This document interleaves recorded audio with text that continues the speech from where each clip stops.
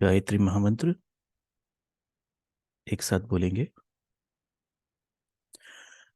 ओम भूर्भुवः स्वः तत्सवितुर्वरेण्यं भर्गो देवस्य धीमहि धियो यो नः प्रचोदयात्।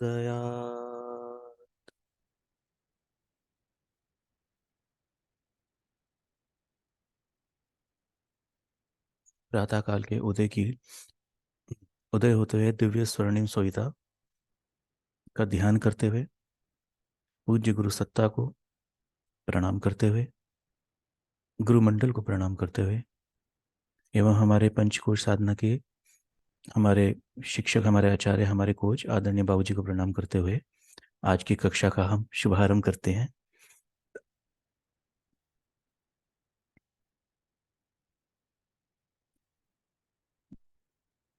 आज हमारी कक्षा का जो विषय है, जो हमें दिया गया है, वह विषय है मनोमय कोश।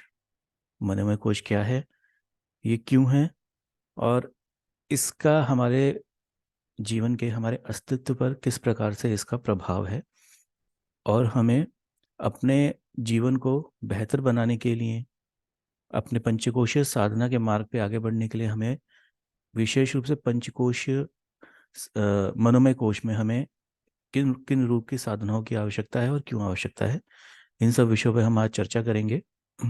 शुरू करते हुए एक बार हम यहाँ पे अपना बैकग्राउंड बताते हुए चलें कि यह पंचकोश यौगिक साइंस की ऑनलाइन क्लासेस हैं, जो कि विगत 7 वर्षों से अधिक समय से ऑनलाइन प्लेटफॉर्म जैसे कि जूम और यूट्यूब और अन्य ऑनलाइन प्लेटफॉर्म के माध्यम से चल रही है, जिसमें सोशल साइट्स भी आती हैं। और यहाँ पे पूज्य गुरुदेव वेद मूर्ति तपोनिष्ठ पंडित श्री राम शर्मा आचार्य जी के सूक्ष्म निर्देशन में एवं उनके बताए हुए पंच गायत्री के पंचकोशीय साधना मार्ग पर चलते हुए हम लोग यहाँ पे अपने पंचकोशों को शुद्ध करने के लिए पंचकोशीय गायत्री महाविद्या की चर्चा करते हैं, उसका अभ्यास करते हैं। और हमारे इस कोर्स के जो आचार्य हैं श्रद्धेय श्री लाल बिहारी जी हैं, जो कि सासाराम प्रज्ञा कुंज बिहार में निवासरत हैं, और वही हमारे इस साधना के मुख्य कोच हैं। और इसमें आप हमारे साथ में जो टीम है उसमें काफ़ी अच्छे अच्छे हमारे साथ में आचार्य हैं, टीचर्स हैं, और कई अनुभवी वरिष्ठ साधक हैं, जो कि इस प्रोग्राम को ज्वाइन करने वाले लोगों को अपने अनुभव से, अपने ज्ञान से और अपने अभ्यास से लोगों को मदद करते हैं। तो इस क्लास में यदि आप एनरोल करना चाहते हैं तो आपको डिस्क्रिप्शन में उसका लिंक मिल जाएगा। आप भी इस निशुल्क क्लास में अपने आप को एनरोल कर सकते हैं। और बल्कि यह चाहिए कि योग एवं अध्यात्म में के जिज्ञासु जो भी कोई व्यक्ति हो, वह निश्चित रूप से पंचकोशीय साधना की इस विद्या को, गायत्री महाविद्या को अवश्य जाने, सीखे और अपनाएं किसी न किसी रूप में। तो आगे आइए चलते हैं हम लोग पंचकोश की तरफ। पंचकोश, जैसे कि हम अधिकतर लोग अब इस बारे में अभ्यसरत हैं कि 5 कोशों का आवरण से हमारी जीवात्मा आबद्ध है, जिसमें यदि हम बाहर से शुरू करें पढ़ना तो आता है अन्नमय कोश, प्राणमय कोश, मनोमय कोश, विज्ञानमय कोश, आनंदमय कोश, और इन सब के पार हमारी आत्मा, जो कि परमात्मा का अंश है। यहाँ पर हम यह बात जानना चाहेंगे कि हमारे जो योग ग्रंथों में है कि ये पंचकोश कैसे बने, पंचकोश क्यों बने, इसके बारे में कुछ अलग अलग प्रकार के ग्रंथों में अलग अलग चर्चाएं आती हैं। जिसमें मुख्य यह आती है कि जब हमारी अ, कि आत्मा जब परमात्मा के मूल स्वरूप में थी, तब उसने इच्छा प्रकट करी, और उस इच्छा प्रकट करने के साथ ही वह परमात्मा से एक परमात्मा के स्वरूप में, आत्मा के स्वरूप में परमात्मा से अलग हुई, और वहां से उसके ऊपर आवरण चढ़ने शुरू हुए। सबसे पहले आवरण चढ़ा आनंद का, आनंद में कोश के रूप में, और वहाँ उस आत्मा ने अपने आप को जीवात्मा के रूप में आनंद लेना शुरू किया। उससे थोड़ा आगे बढ़ते हुए उस पर आवरण चढ़ा विज्ञान में का, ज्ञान का, तो जिसे विज्ञान में कोश के रूप में जानते हैं। वहां पे उसने अपने आप को ज्ञान के रूप में अनुभव किया। उसके आगे चलते हुए अगला आवरण चढ़ा उसके ऊपर सुख और दुख को महसूस करने का, यानी कि उसे अनुभव करने का, जहाँ पे उसके ऊपर मनोमय का आवरण चढ़ा। इसके आगे चलते हैं उस पर प्राणमय का आवरण चढ़ा, और अंत में भोगों को भोगने के लिए जो उसकी इच्छा हुई तो उस पर अन्नमय कोश का आवरण चढ़ा। इन आवरणों के चढ़ने के साथ में धीरे धीरे उनमें मलिनता आनी शुरू हो गई, और जीवात्मा अपने अपने ईश्वरीय स्वरूप को भुला बैठी। जैसे कि हमारे बाबूजी अक्सर यूज करते हैं टर्म कि भुलक्कड़ी आ गई, और हम अपने मूल स्वरूप को जब भुला बैठे तो हम शुद्ध स्वरूप और शुद्ध स्वरूप होते हुए भी इस जन्म मरण के इस चक्कर में आबद्ध हो गए, बंध गए, और इसी कारण हम अब सुख और दुख भोगने के लिए मजबूर हैं। अपितु हमारे योग ग्रंथों में यह चर्चा आती है कि सुख और दुख यह दोनों भोगने के लिए हम बाध्य नहीं हैं, अपितु हम ईश्वरीय अखंड आनंद में सदा सदा स्थापित रहने के लिए हम बने हैं, और इस संसार को स्वर्गीय बनाने के लिए हमारा जीवन है। यह पंचकोशों के बारे में एक छोटी सी बेसिक सी जानकारी थी। तो इसी क्रम में हमारा मनोमय कोश आता है, जो कि हमारे पंचकोशों के बीच में स्थित है। तो कोश, जैसे कि इसका अगर हम अंग्रेजी टर्म ले तो कोश का अर्थ होता है जोन, और कोश का अर्थ होता है भंडार। इस प्रकार से हम इसको समझ सकते हैं।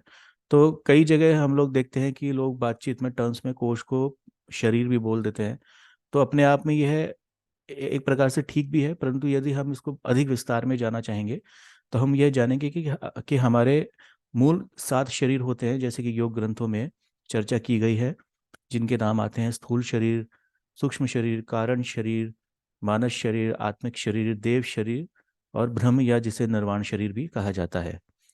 परम पूज्य गुरुदेव ने मुख्य 3 शरीरों को ही इसमें मुख्य बताया है, जिस पे उन्होंने अधिक ध्यान देने के लिए और अधिक साधना करने के लिए कहा है, जिसमें स्थूल, सूक्ष्म और कारण शरीर रहते हैं। और योग ग्रंथों में और योगी जन, गुरुजन के मुख से यह बताया गया है कि यह पंचकोश अपितु हमारे सप्त शरीरों को भोजन देने का, यानी कि उसे दाना पानी खुराक देने का, पोषण करने का कार्य करते हैं। तो इससे सीधा सीधा यह रिफ्लेक्ट होता है कि जैसे होंगे कोश वैसा होगा शरीर, वैसा होगा हमारा अस्तित्व। मनुष्य का अस्तित्व हम एक आम भाषा में जानते हैं कि हार्ड मास का शरीर है, इसके अंदर ढेर सारे इंटरनल ऑर्गन्स हैं, और थोड़ा सा जो भी अंतर्मुखी हो या चिंतनशील हो वह जानता हो कि हमारे अंदर एक मन होती है, एक बुद्धि होती है। इससे आगे का अस्तित्व मनुष्य एक साधारण रूप में अपना नहीं पहचान पाता, नहीं जान पाता। परंतु हमारे योग ग्रंथों में बताया गया है कि स्थूल के साथ में सूक्ष्म, सूक्ष्म के साथ में कारण, और इसके अलावा पीछे के हमारे physical, mental, emotional, causal, energic, etheric bodies ये सारी होती हैं। और इन सबको मिला जुलाकर ही हमारा संपूर्ण अस्तित्व बनता है। और इस अस्तित्व को देवत्व या दिव्य तत्व प्रदान करने के लिए हमें इस पूरे अस्तित्व को ही आनंद को ही ईश्वरीय प्रकाश से, ज्ञान से और साधनात्मक मार्ग पर चलते हुए शुद्धि की अवस्था को प्राप्त करना आवश्यक है।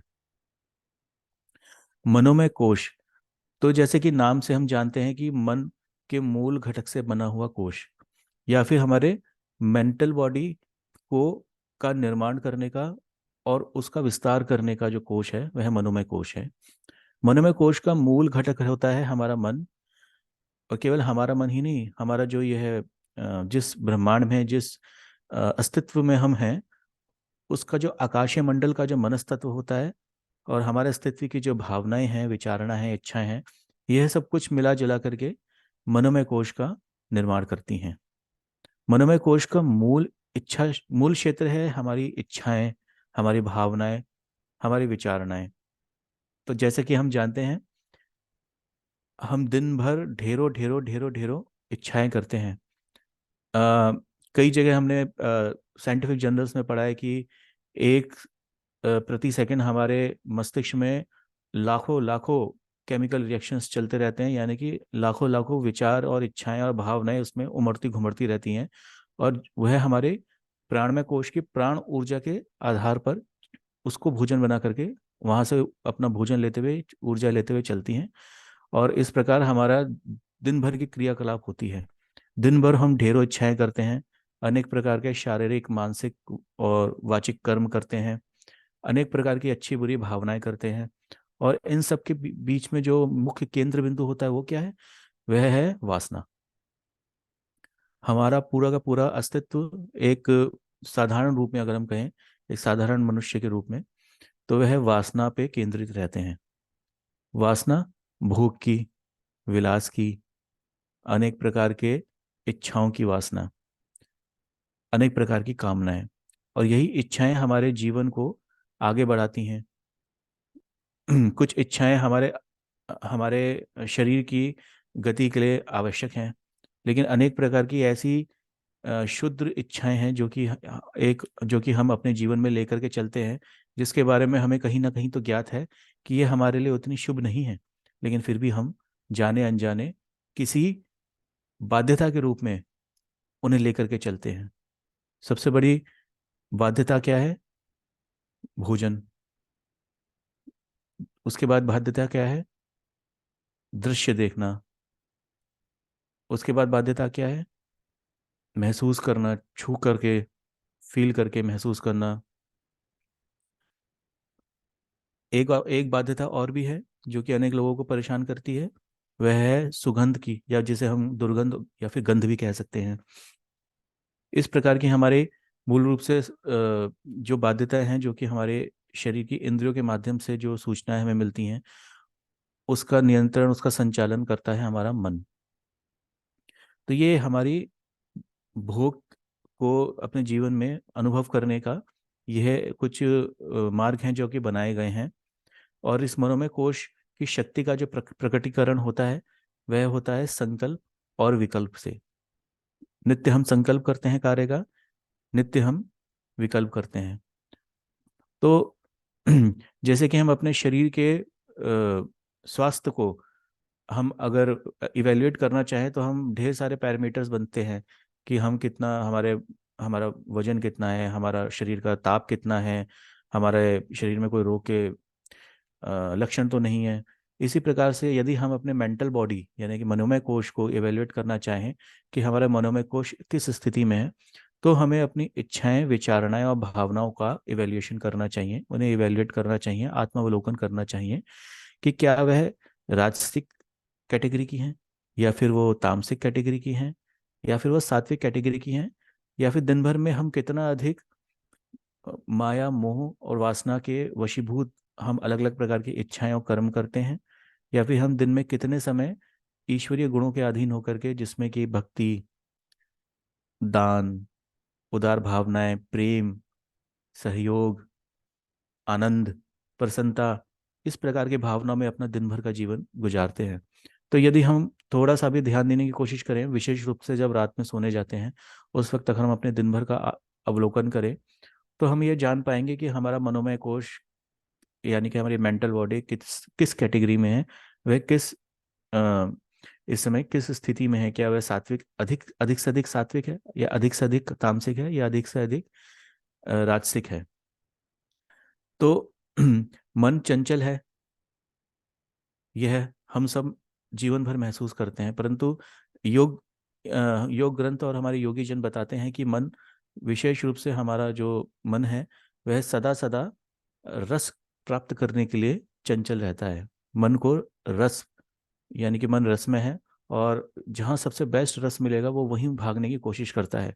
हम यदि कोई कार्य भी कर भी रहे हैं और उसमें अगर हमारा इंटरेस्ट नहीं बन पा रहा, उसमें अगर हमें मज़ा नहीं आ रहा, उसमें हमारी रुचि पैदा नहीं हो पा रही, तो हम भले ही फिजिकली रूप में उस कार्य में बैठे भी हों, कर भी रहे हों, परंतु हमारा मन कहीं ना कहीं और किसी न किसी और दिशा में जो भागता ही रहेगा। वह और कुछ नहीं तो किसी न किसी कल्पना लोक में चला जाएगा। तो यह मन की मूल स्वभाव है कि वह रस के पीछे भागता है, और इसी भागम भाग में वो सदा सदा चंचल बना रहता है। और सबसे बढ़िया बात है कि उसे रस चाहिए सुख अनुभव करने के लिए। और इसी उपाहु में तो हम लोग जी रहे हैं। हमारे दिन भर के क्रियाकलाप जो है किसी न किसी अपने इच्छा, अपने किसी कामना, अपने किसी वासना को पूरा करने के लिए ही तो करते हैं। और उन सबका मूल उद्देश्य यही तो है कि हमारा यह कर्म पूरा हो जाएगा तो हमें उससे सुख प्राप्ति होगी। और इसमें मूल रूप से कुछ गलत भी नहीं है, क्योंकि मन का जो, मनोमय कोश का होने का जो मूल उद्देश्य है, वह है सुख को अनुभव करना। लेकिन हर सुख के पीछे योगी जन बताते हैं दुख आता है। जैसे कि अगर हम बात करें तो हम भोजन की ही बात करें, जो कि सब बहुत ही एक मूल तत्व है हमारे दिन भर के काम, दिन भर के अलग अलग प्रकार के अनुभव को करने का। किसी को ये मान लीजिए पनीर की सब्जी पसंद है, और पनीर खाने में, कढ़ाई पनीर खाने में उसे बहुत स्वाद आता है, खूब स्वाद आता है। और जिस दिन वो कढ़ाई पनीर खाता है उस दिन उसको परमानंद प्राप्त हो जाता है। मान लीजिए उसको कढ़ाई पनीर हम हर दिन में चार चाहे टाइम, 5 टाइम खिलाएं, और हफ्ते में 7 दिन खिलाएं, फिर पूरे महीने खिलाएं, फिर पूरे 6 महीने खिलाएं, फिर पूरे साल खिलाएं। तो क्या वह कढ़ाई पनीर उसे वही सुख देगा धीरे धीरे करके? नहीं, जरूरी नहीं। आप करके देखिएगा। अपने विशेष प्रिय भोजन की वस्तु को आप एक बार खाइए, फिर दोबारा खाइए, फिर तीसरी बार खाइए, फिर उसे खाते रहिए, फिर वही खाइए, उसके अलावा कुछ ना खाइए। तो एक समय ऐसा आएगा जब आपको अपने सबसे प्रियतम वस्तु से सबसे ज्यादा चिढ़ हो जाएगी। क्यों? ऐसा क्यों हुआ? ऐसा इसलिए हुआ क्योंकि वह वस्तु या फिर वह भोजन तो उसी प्रकार से बना है, उसमें वही स्वाद है, परंतु उसका, और उसको खाने के लिए हम उपयोग भी अपनी उन्हीं इंद्रियों को कर रहे हैं, अपनी जीवा को, अपने मुंह को, अपने शरीर को। परंतु उसका रस भोगने के लिए जो मन है, और मन की जो वह वृत्ति है, वह वृत्ति अब ऊब गई है। उसे अब उसमें रिपीट कर करके उसे उसमें अब रस नहीं आ रहा। और इसी कारण से वह वस्तु जो पहले सुख का आधार थी, अब वह दुख का आधार बन गई है। और केवल इतना ही नहीं, इसे अनेक प्रकार के अनेक और दुख भी होंगे, जिसमें अनेक प्रकार के शारीरिक रोग भी आते हैं, मानसिक रोग भी आते हैं, जो कि अनेक प्रकार के इन वासनात्मक कर्मों को करने के साथ में बनते चले जाते हैं, और हमें उसका कहीं ना कहीं अनुभव भी होता है। तो इस प्रकार योगी जन बताते हैं कि पदार्थों पे आधारित सुख अपने पीछे दुख जरूर लाता है। हमें सुख है अपने प्रिय मित्र या अपने प्रिय किसी रिश्तेदार के साथ में बैठ के बात करने का। हमें सुख है अधिक से अधिक पैसा कमाने का, और उस पैसों के आधार पे अधिक से अधिक उपयोगी वस्तुएं इकट्ठा करने का। परंतु यदि हम किसी कारण से अपने लक्ष्य से, जितना हमने लक्ष्य किया है, जैसा हमने सोचा है, जैसा हमने चाहा है, हमें जरूरत है, हम वो पैसा नहीं कमा पाए, तो फिर वही इच्छा हमारे जीवन में दुख लाएगी। तो यह सुख और दुख का कॉम्बिनेशन हमारे जीवन में जन्म से लेने से मृत्यु तक चलता रहता है। और एक इसी हम सी सॉ में एक आदमी अपना जीवन निकाल देता है। योगी जन बताते हैं, गुरु जन बताते हैं कि हमें एक ऐसे सुख की आवश्यकता है जो कि निरंतर हो, जो कभी ब्रेक ना हो। सुख हो, सुख हो, सुख हो, और केवल सुख ही सुख हो, कहीं उसमें दुख का नामो निशान ना हो। तो क्या मजेदार बात हो जाएगी जीवन में, आनंद ही आनंद हो जाएगा। ऐसा सुख जो निरंतर हो, कभी ब्रेक ना हो, और कभी खत्म ना हो, और उसके पीछे कभी दुख ना आए, किसी पदार्थ पे आधारित ना हो। ऐसे निरंतर सुख को बोला गया है आनंद। और यही आनंद प्राप्त करना हर मनुष्य की चेतना का, हर मनुष्य के इस जीवन का अस्तित्व का मूल उद्देश्य है, उस आनंद को प्राप्त करना। और वही इस पंचकोशीय साधना को प्रैक्टिस करने का और इसे उपलब्ध करने का भी मूल उद्देश्य है, कि हम अपने आनंदमय स्वरूप और उसके पार के अपने जो आत्म स्वरूप है उसका अनुभव करें और उसमें स्थित हो जाएं। और उसे स्थित होने के बाद में वहां से हम इस जगत को देखें, अपने जीवन को देखें, अपनी परिस्थितियों को देखें, और फिर जीवन जिएं। ऐसा नहीं कि हमने पंचकोशीय उपलब्धि कर ली उसके बाद सीधे अपना शरीर छोड़ के स्वर्ग को चले, नहीं। इस जीवन को अखंड आनंद के साथ जीना पंचकोशीय साधना का उद्देश्य है। और यही हम, जैसे हम ये क्लास ले रहे हैं, हमारे साथ में हमारे पूरा पंचकोशीय साधना का परिवार है।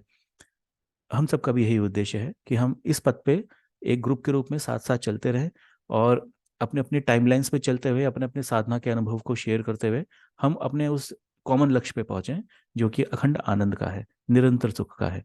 एक भोगी से भोगी व्यक्ति का भी यही लक्ष्य होना चाहिए, कि हम इस सुख और दुख के स्विच होने वाले इस फॉर्मेट से आगे बढ़ें, और निरंतर सुख, अखंड सुख, और वास्तविक सुख तक, उस अखंड आनंद आनंद तक पहुंचे। और ये मन रस के पीछे, सुख के पीछे इतना ललायित रहता है कि जागृत अवस्था में तो वह अनेक प्रकार के कर्म करता ही है, सोने के बाद भी उसे चैन नहीं। सोने के बाद आते हैं सपने। उन सपनों में भी हम अपने अनेक प्रकार की इच्छाओं को ही पूरा करते हैं। अनेक प्रकार की हमारी कामनाएं और वासना ही उस हमारे स्वप्न में भी हावी रहती हैं। और वहां पे हम कभी अपने इसी शरीर के स्वरूप में तो नहीं, तो कभी किसी और नाम से, किसी और शरीर से, किसी और अस्तित्व के रूप में हम अनेक प्रकार के कर्मों को भोगते हैं। यानी कि मन वहां पे भी शांत नहीं होता। इस शरीर और इस इंद्रियों के सो जाने के बाद में भी वह मन एक अन्य सब स्वप्न लोक में या माया लोक में जा करके वहां पे किसी न किसी शरीर को, वहां पे किसी न किसी रूप को, कि न किन्हीं रूप की इंद्रियों को धारण करके वहां पे अपने कर्म, अपने अपने भोगों को भोगता है। और हम जगने के बाद में हमें उसकी थोड़ी थोड़ी स्मृतियां रहती हैं जो धीरे धीरे करके चली जाती हैं, जो कि प्रकृति का एक विधान है। परंतु यह मन मूल रूप से सुख और दुख के पीछे जागृत अवस्था में भी और निद्रा की अवस्था में भी सीधा सीधा भागता रहता है। तो मन रस को अनुभव करता है, पैदा करता है, पर वह चंचल भी है और बिखरता भी रहता है। और मन को संयम साधने से ही मन की शक्ति का सदुपयोग होता है।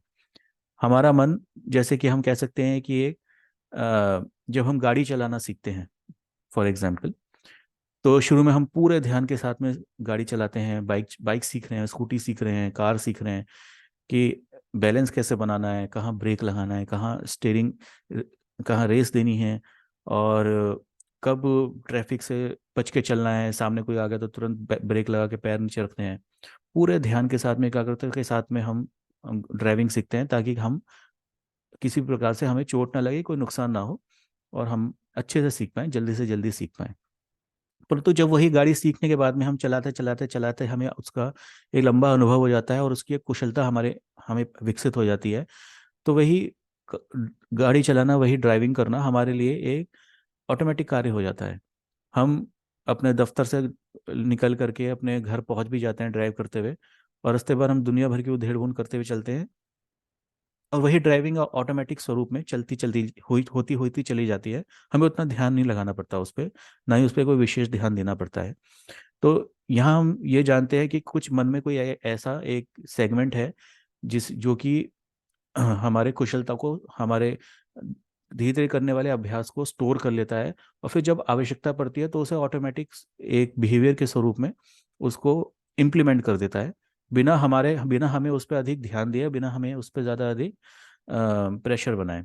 तो अवचेतन मन, सबकॉन्शियस मन यहाँ पे यही कार्य करता है। अनेक प्रकार के हमारी जीवन की आदतें हैं और हमारे कर्म हैं, वह वहाँ पे स्टोर हो जाते हैं, और फिर वो एक ऑटोमेटिक हैबिट के स्वरूप में वहाँ से जब भी आवश्यकता होती है वहाँ से होने शुरू हो जाते हैं। लेकिन हम दूसरी तरफ यह भी देखते हैं कि हम ढेर सारा हमारे जीवन में अनेक प्रकार के मन में कई प्रकार के और बुद्धि में कई प्रकार के दोष होते हैं। यानी कि हम कहीं सामान रख के भूल जाते हैं, घर से बाहर निकले, वापस आगे जाके याद आया कि मैंने ताला लगाया था नहीं लगाया था, फिर वापस आते हैं, फिर चेक करते हैं कि ताला कहाँ रखा है।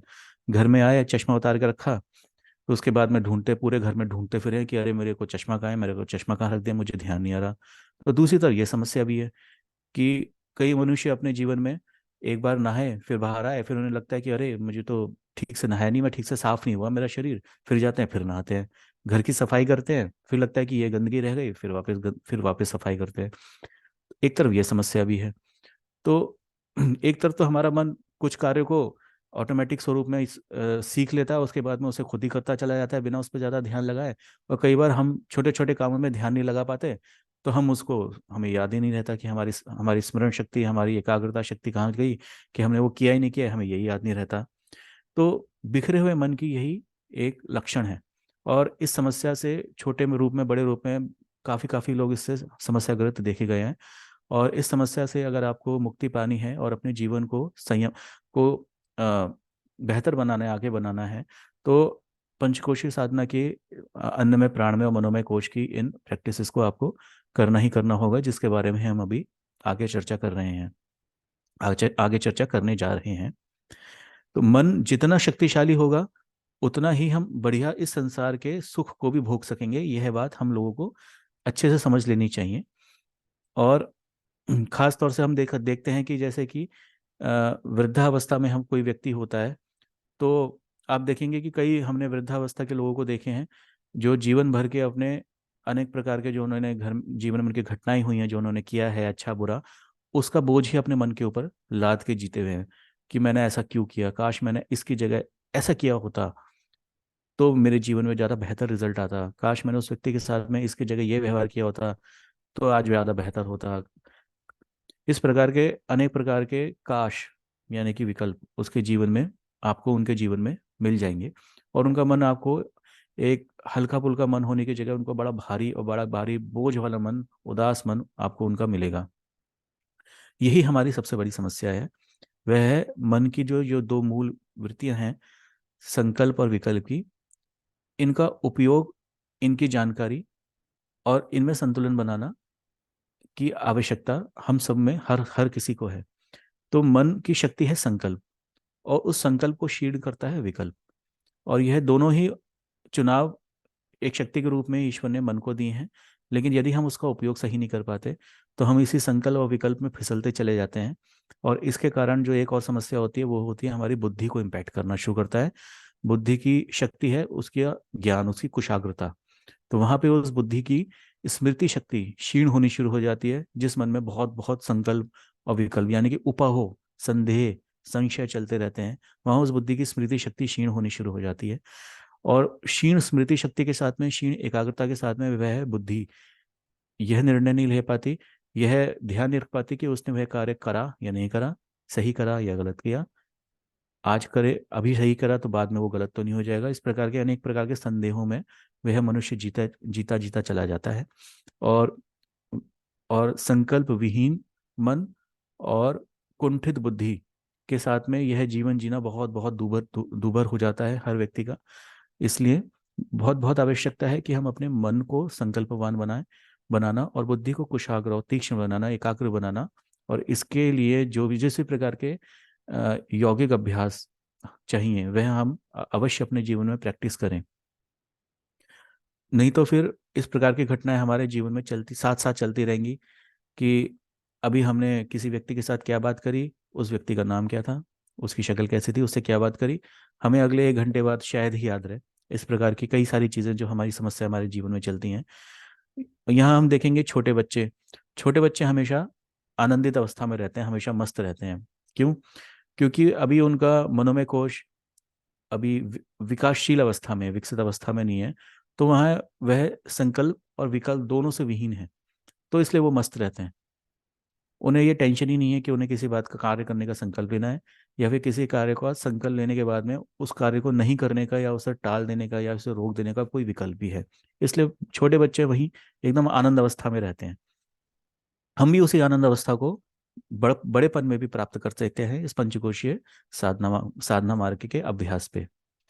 तो यहाँ हमने जाना कि मन और बुद्धि यह साथ साथ को एग्जिस्ट करती हैं। लेकिन अगर हम इसे और डिटेल में जानें तो हमारे योग ग्रंथ में आता है कि हमारा जो अंतःकरण है, मन बुद्धि चित्त अहम के रूप में, जिसे हम अंतःकरण चतुष्ट के रूप में जानते हैं। और कई योग ग्रंथों में योगी जन बताते हैं कि यह एक 4 लेयर के रूप में कार्य करता है, जिसमें पहले मन होती है, मन के ऊपर आती है वृत्ति, वृत्ति पे फिर चित्त, चित्त के ऊपर बुद्धि और बुद्धि के ऊपर फिर आत्मा। इस प्रकार से एक हिरारिकी है।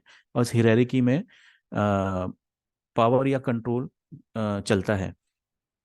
तो मन के ऊपर जो सबसे ज़्यादा असर डालती हैं वह है वृत्तियाँ, जो कि हमारे चित्त का एक भाग हैं। और जैसे जैसे वृत्तियाँ हमारे जीवन में होती हैं वैसे वैसे हमारा मन गति करता है। और ऑटोमेटिक हैबिट के रूप में वह मन उसको एक ऑटोमेटिक हैबिट के रूप में फॉलो करता है। कई बार हम किसी कई कार्य को नहीं करना चाहते, ठीक से करना चाहते हैं, लेकिन फिर भी हम पुरानी आदत के अनुसार कर डालते हैं। तो वहाँ पे हमारे जो पुराने चित्त की वृत्तियां हैं या चित्त के संस्कार हैं वह हम पे हमेशा हमेशा हावी रहते हैं। और इस पंचकोशीय साधना में, मनोमय कोश, विज्ञान में कोश की साधना में उद्देश्य यही होता है कि हम अपनी उन वृत्तियों को और उन संस्कारों का परिमार्जन करें, उन कर्म बीजों को जागने से पहले ही उनको समाप्त कर दें, ताकि हमारा मन मूल रूप से शुद्ध अवस्था में रहे, हमेशा हल्का फुल्का आनंद अवस्था में रहे, और हम अपने पंचकोशों को शुद्ध करते हुए अपने आनंद स्वरूप में जाकर के स्थित हो जाए। तो हम बहुत ज़्यादा विस्तार में न जाते हुए केवल मन और बुद्धि की ही बात करते हैं। कि जैसे हमने जाना कि मन का काम है संकल्प और विकल्प करना, और बुद्धि का क्या कार्य है? बुद्धि का कार्य है तर्क, तर्क करना। तो इन दो शक्ति के सहारे हम, हमारी जो जीवात्मा है वह इस इन दो शक्तियों के सहारे अपने दिन भर की गति को, अपने जीवन को संचालित करती है। और अगर यह सब बैलेंस में चलता रहे तो सब बढ़िया है। लेकिन समस्या यही आती है कि मन संकल्प की जगह विकल्प में ज़्यादा फिसल जाता है कि मुझे ये काम करना है, छोड़ो बाद में करना है या नहीं करना चाहिए, कहीं इसमें कुछ गड़बड़ तो नहीं हो जाएगी, मेरे पास काम को करने का टाइम नहीं है, रुचि नहीं है, या फिर इसमें कुछ अधूरापन है। इसके बाद में मन में यह समस्याएं चलती रहती हैं, बुद्धि में क्या चलती रहती हैं, अनेक प्रकार के तर्क चलते रहते हैं कि इस कार्य को करने में अ, मेरे पास अब पर्याप्त ज्ञान नहीं है, पहले कई लोगों ने किया, वो फेल हो गए, तो हम कैसे करेंगे इस कार्य को। तो इस प्रकार के कुतर्क में अनेक प्रकार के तर्क जो है कुतर्क बन जाते हैं। बुद्धि जो है और बुद्धि जो है हमारी अ, बहुत सारे संदेहों में मन बहुत सारे संदेहों में घिरा रह जाता है, और इसी उपायों में हमारा जीवन चलता चला जाता है। तो मनुष्य का धर्म है कि अपने मन को एकाग्र करना, अपनी बुद्धि को एकाग्र करना, कुशाग्र करना, ज्ञानवान बनाना, मन को संकल्पवान बनाना, और इस संकल्पवान मन और एकाग्र और कुशाग्र बुद्धि के द्वारा अपने ईश्वर तत्व के को प्राप्त करना।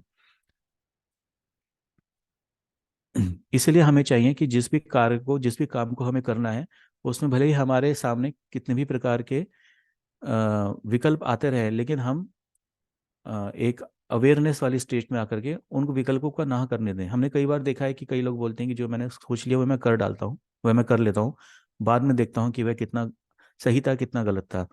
यह भी हम जानेंगे कि यहाँ भी उस व्यक्ति में ज्ञान की कमी है, कि यानी कि उस कार्य को करने से पहले, शुरू करने से पहले यह तोल नहीं पाता कि वह कितना हितकर है, कितना अहितकर है, कितना उचित है, कितना अनुचित है। और दूसरी तरफ हम यह जानते हैं कि कई लोग काम को पूरा तोल लेते हैं कि ये कैसे करना है, क्या करना है, किस तरह प्रकार से करना है, किसके साथ करना है, लेकिन वह उस कार्य को अंजाम ही नहीं दे पाते। वहाँ उनके बुद्धि में ज्ञान की तो पूरी उपलब्धि है, परंतु उनके मन में संकल्प की विहीनता है। तो इन दोनों ब्लॉकेजेस को हमें अपने जीवन में क्लियर करना ही करना पड़ेगा। विशेष रूप से जो व्यक्ति संसार को योग साधना में भले ही ज़्यादा रुचि ना हो, जो जीवन में सफलता और यश कीर्ति अधिक कमाना चाहते हैं, उनके लिए भी बहुत आवश्यकता है कि वह अपने मन को और बुद्धि की इन वृत्तियों को, इन कमजोरियों को दूर करें मनोमय कोश की साधना के द्वारा। तो याद तो हमें याद रखना चाहिए कि कुशाग्र बुद्धि और संकल्पान व्यक्ति ही जीवन में कुछ प्राप्त कर सकते हैं, और इसी पद पे पंचकोशी योग साधना में आगे चलते हुए वही वही व्यक्ति विज्ञानमय कोश और आनंदमय कोश की साधना करते हुए अपने आप को आनंदमय स्वरूप में स्थित कर सकते हैं। मनोमय कोश की इन संकल्प की जो इस कमी है, संकल्पवान रहने की जो कमी है, उसका सबसे बढ़िया उद्देश्य तरीका क्या है कि अपने मन को शुभ संकल्पों से भर दो। इतने शुभ संकल्प, दिन भर के शुभ संकल्प, और इन्हीं शुभ संकल्पों को करने का एक तरीका है, वह है अ, जप और ध्यान। मनोमय कोश की 4 साधनाएं हैं: जप, ध्यान, त्राटक, तन्मात्रा साधना।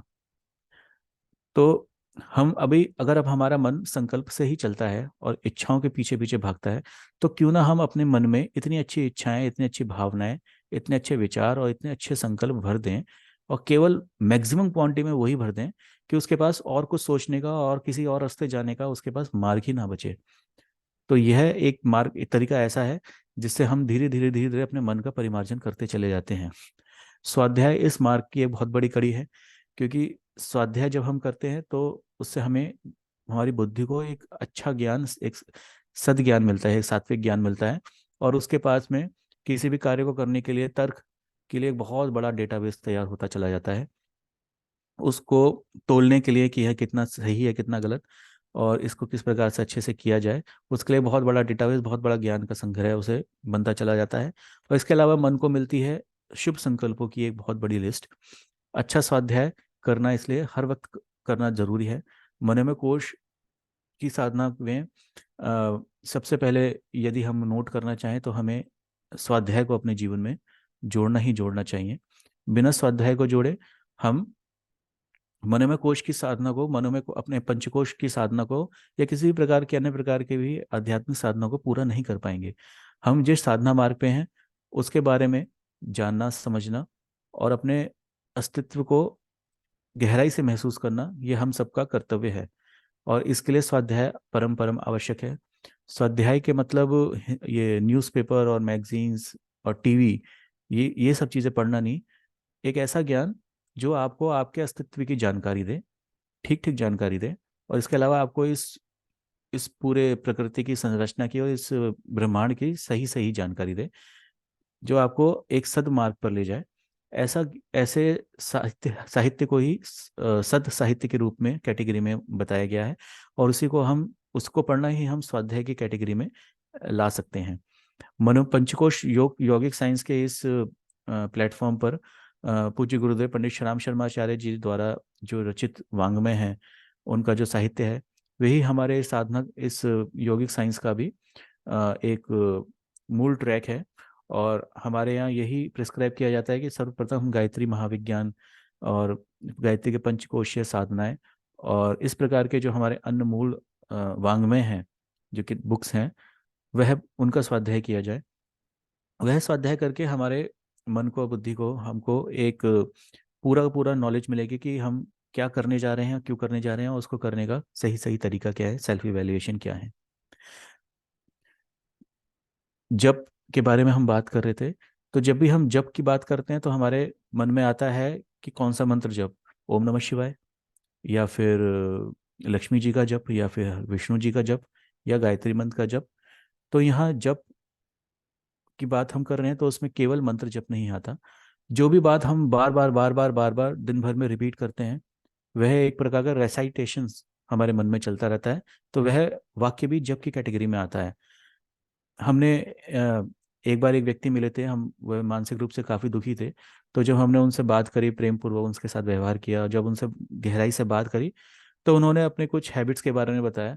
तो वहाँ हमें पता चला कि वह अपने मन में बार बार एक वाक्य या एक भावना लाते कि मैं काम ठीक से नहीं कर पाता, मैं मेरे से काम ठीक से नहीं होता।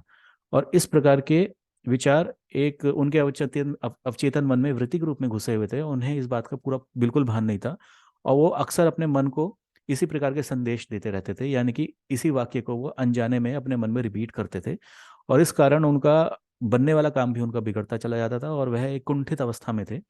तो जब हमने उनसे बात करी, ईश्वरीय प्रेरणा से हमें पता चला, तो हमने उनको ध्यान दिलाया कि नहीं, आप अनजाने में स्वयं ही अपने मन को कुल्हाड़ी से काट रहे हैं, इस प्रकार का गलत जप कर रहे हैं, यानी कि गलत रेसाइटेशन कर रहे हैं मन में।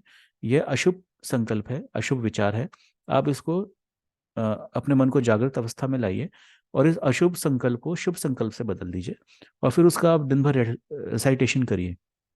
यानी कि दिन भर अपने मन को इसी इसी वाक्य को दोहराते रहें, गुनगुनाते रहें, गाने के रूप में, विचार के रूप में, मस्ती के रूप में।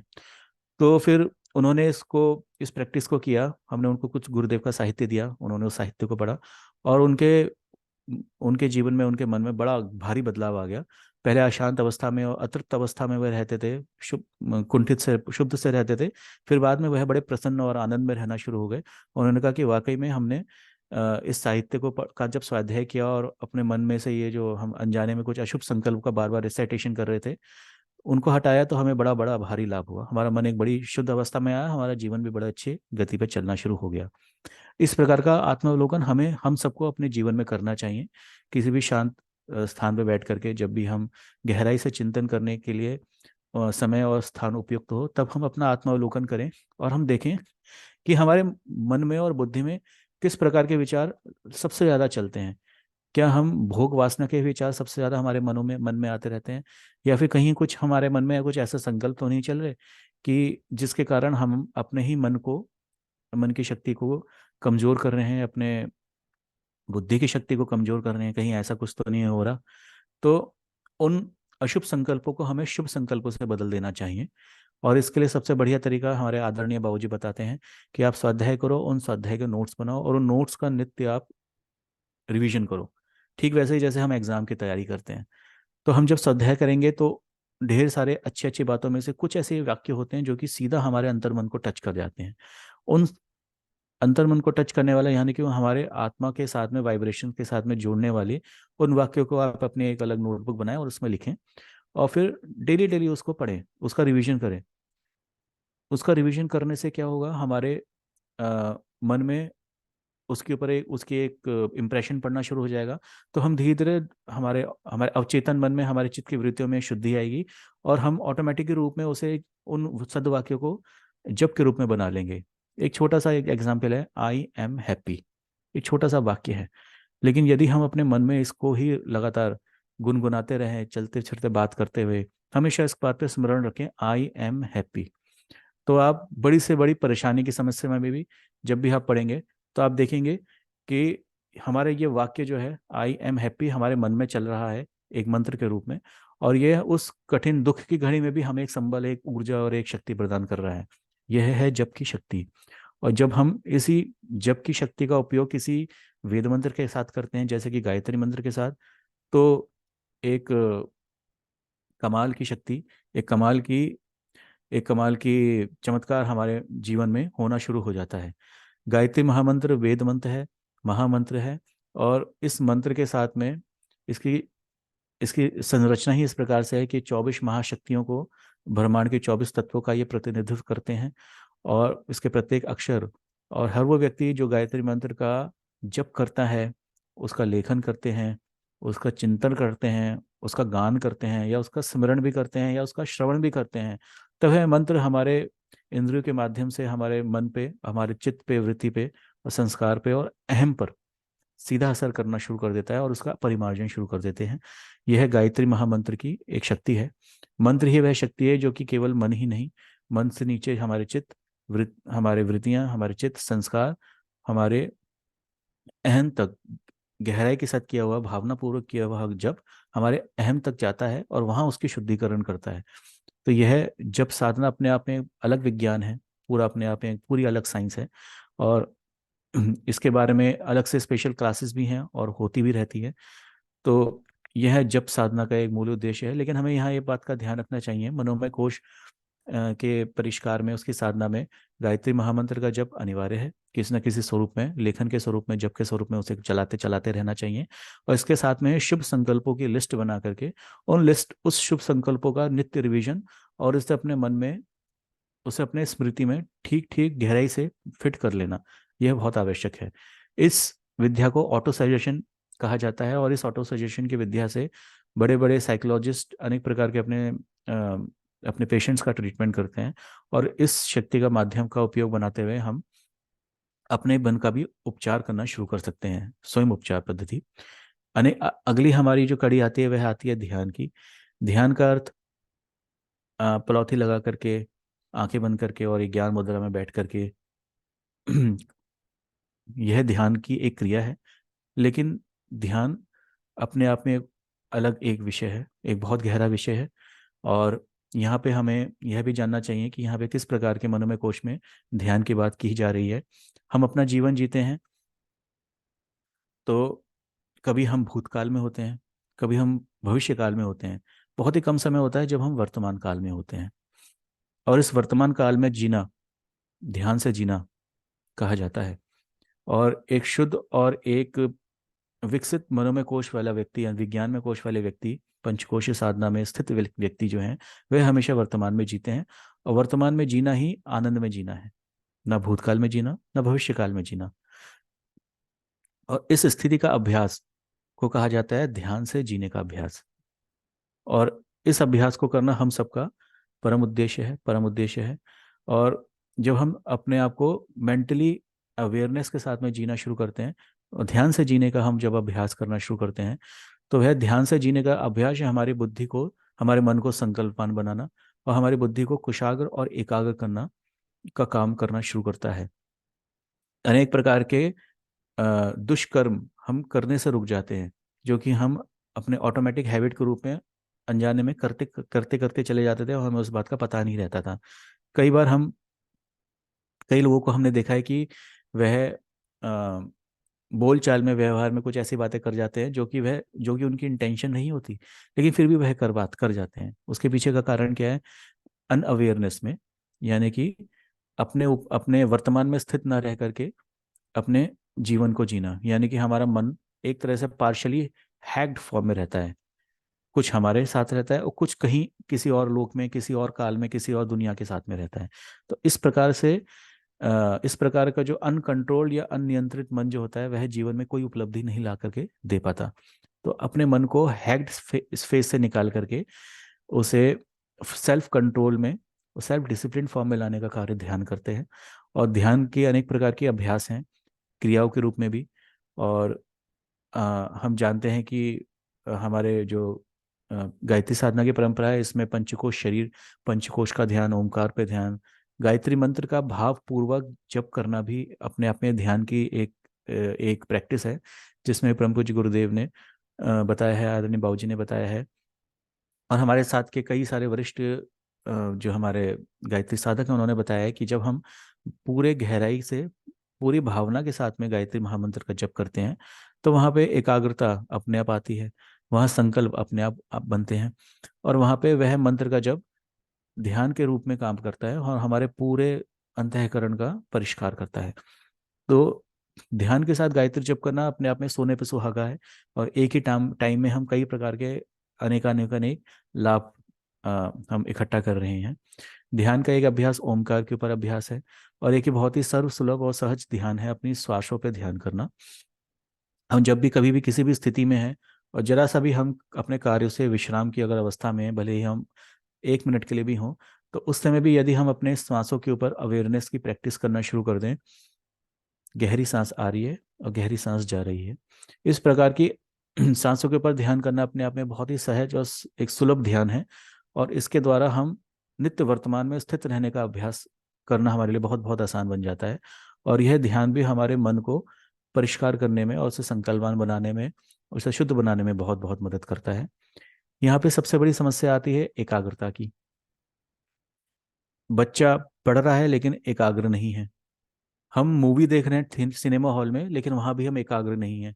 अभी हमसे कोई पूछे कि पिछले सीन में कौन सा हीरो हीरोइन आया था, उसने क्या डायलॉग बताया था, हम बोलेंगे हमें देखा तो था लेकिन उतने अच्छे से ध्यान नहीं, उतने अच्छे से याद नहीं। यहाँ पे एक और समस्या आती है मन की कि वह एकाग्री नहीं है। उसमें रुचि तो है, इसलिए तो वो सिनेमा हॉल में बैठ के मूवी देखने गए हैं, उसे एंजॉय भी कर रहे हैं, लेकिन वहाँ पे एकाग्रता की इतनी कमी है कि वह बेचारा चाह करके भी अपने आप को एक लक्ष्य पर संकल्पित नहीं कर पा रहा। बच्चे पढ़ते हैं, और हम देखते हैं कि वो पढ़ाई भी इसलिए कर रहे हैं, मेहनत भी इसलिए कर रहे हैं कि अच्छे नंबर आए, लेकिन फिर भी नंबरों में आगे पीछे रह जाते हैं। जितना चाहते हैं या फिर जितनी उनकी कुशलता होती है, योग्यता होती है, उतने नंबर नहीं आ पाते हैं। क्यों? हम कहते हैं ध्यान की कमी है, एकाग्रता की कमी है। एकाग्रता की इस कमी को पूरा करने का कार्य में जो सहयोग करता है वह है त्राटक। त्राटक, अगर हमने इसके बारे में थोड़ा बहुत जाना हो, पढ़ा हो, तो त्राटक को हम जानते हैं कि किसी भी एक बिंदु को पलक बिना पलक झपकाए लगातार देखना एक त्राटक का एक एक प्रैक्टिस है। और फिजिकली रूप में जब इस क्रिया को किया जाता है तो हमारा मन जो चंचल है और एक प्रकार के संरचनाओं में लगातार बिखरता रहता है, तो वह एक जगह एकाग्र होना शुरू हो जाता है, और धीरे धीरे वह एकाग्रता हमारे मन में एक स्वभाव के रूप में बंधनी शुरू हो जाती है, और हमारे मन को एक नया रास्ता मिलता है कि किसी कार्य को करना है तो उस पर लगातार एक समय तक टिके रहना है। इसका अभ्यास मन को होना शुरू हो जाता है, और इस क्रिया को त्राटक कहते हैं। त्राटक करने के अनेक अनेक प्रकार के मार्ग हैं। दीपक की लौ के ऊपर त्राटक किया जाता है, किसी बिंदु पे त्राटक किया जाता है, चंद्रमा पे त्राटक किया जाता है। हमारे बीच में कई सारे अच्छे साधक हैं, वह सूर्य के ऊपर त्राटक करते हैं, फूल पे त्राटक किया जाता है।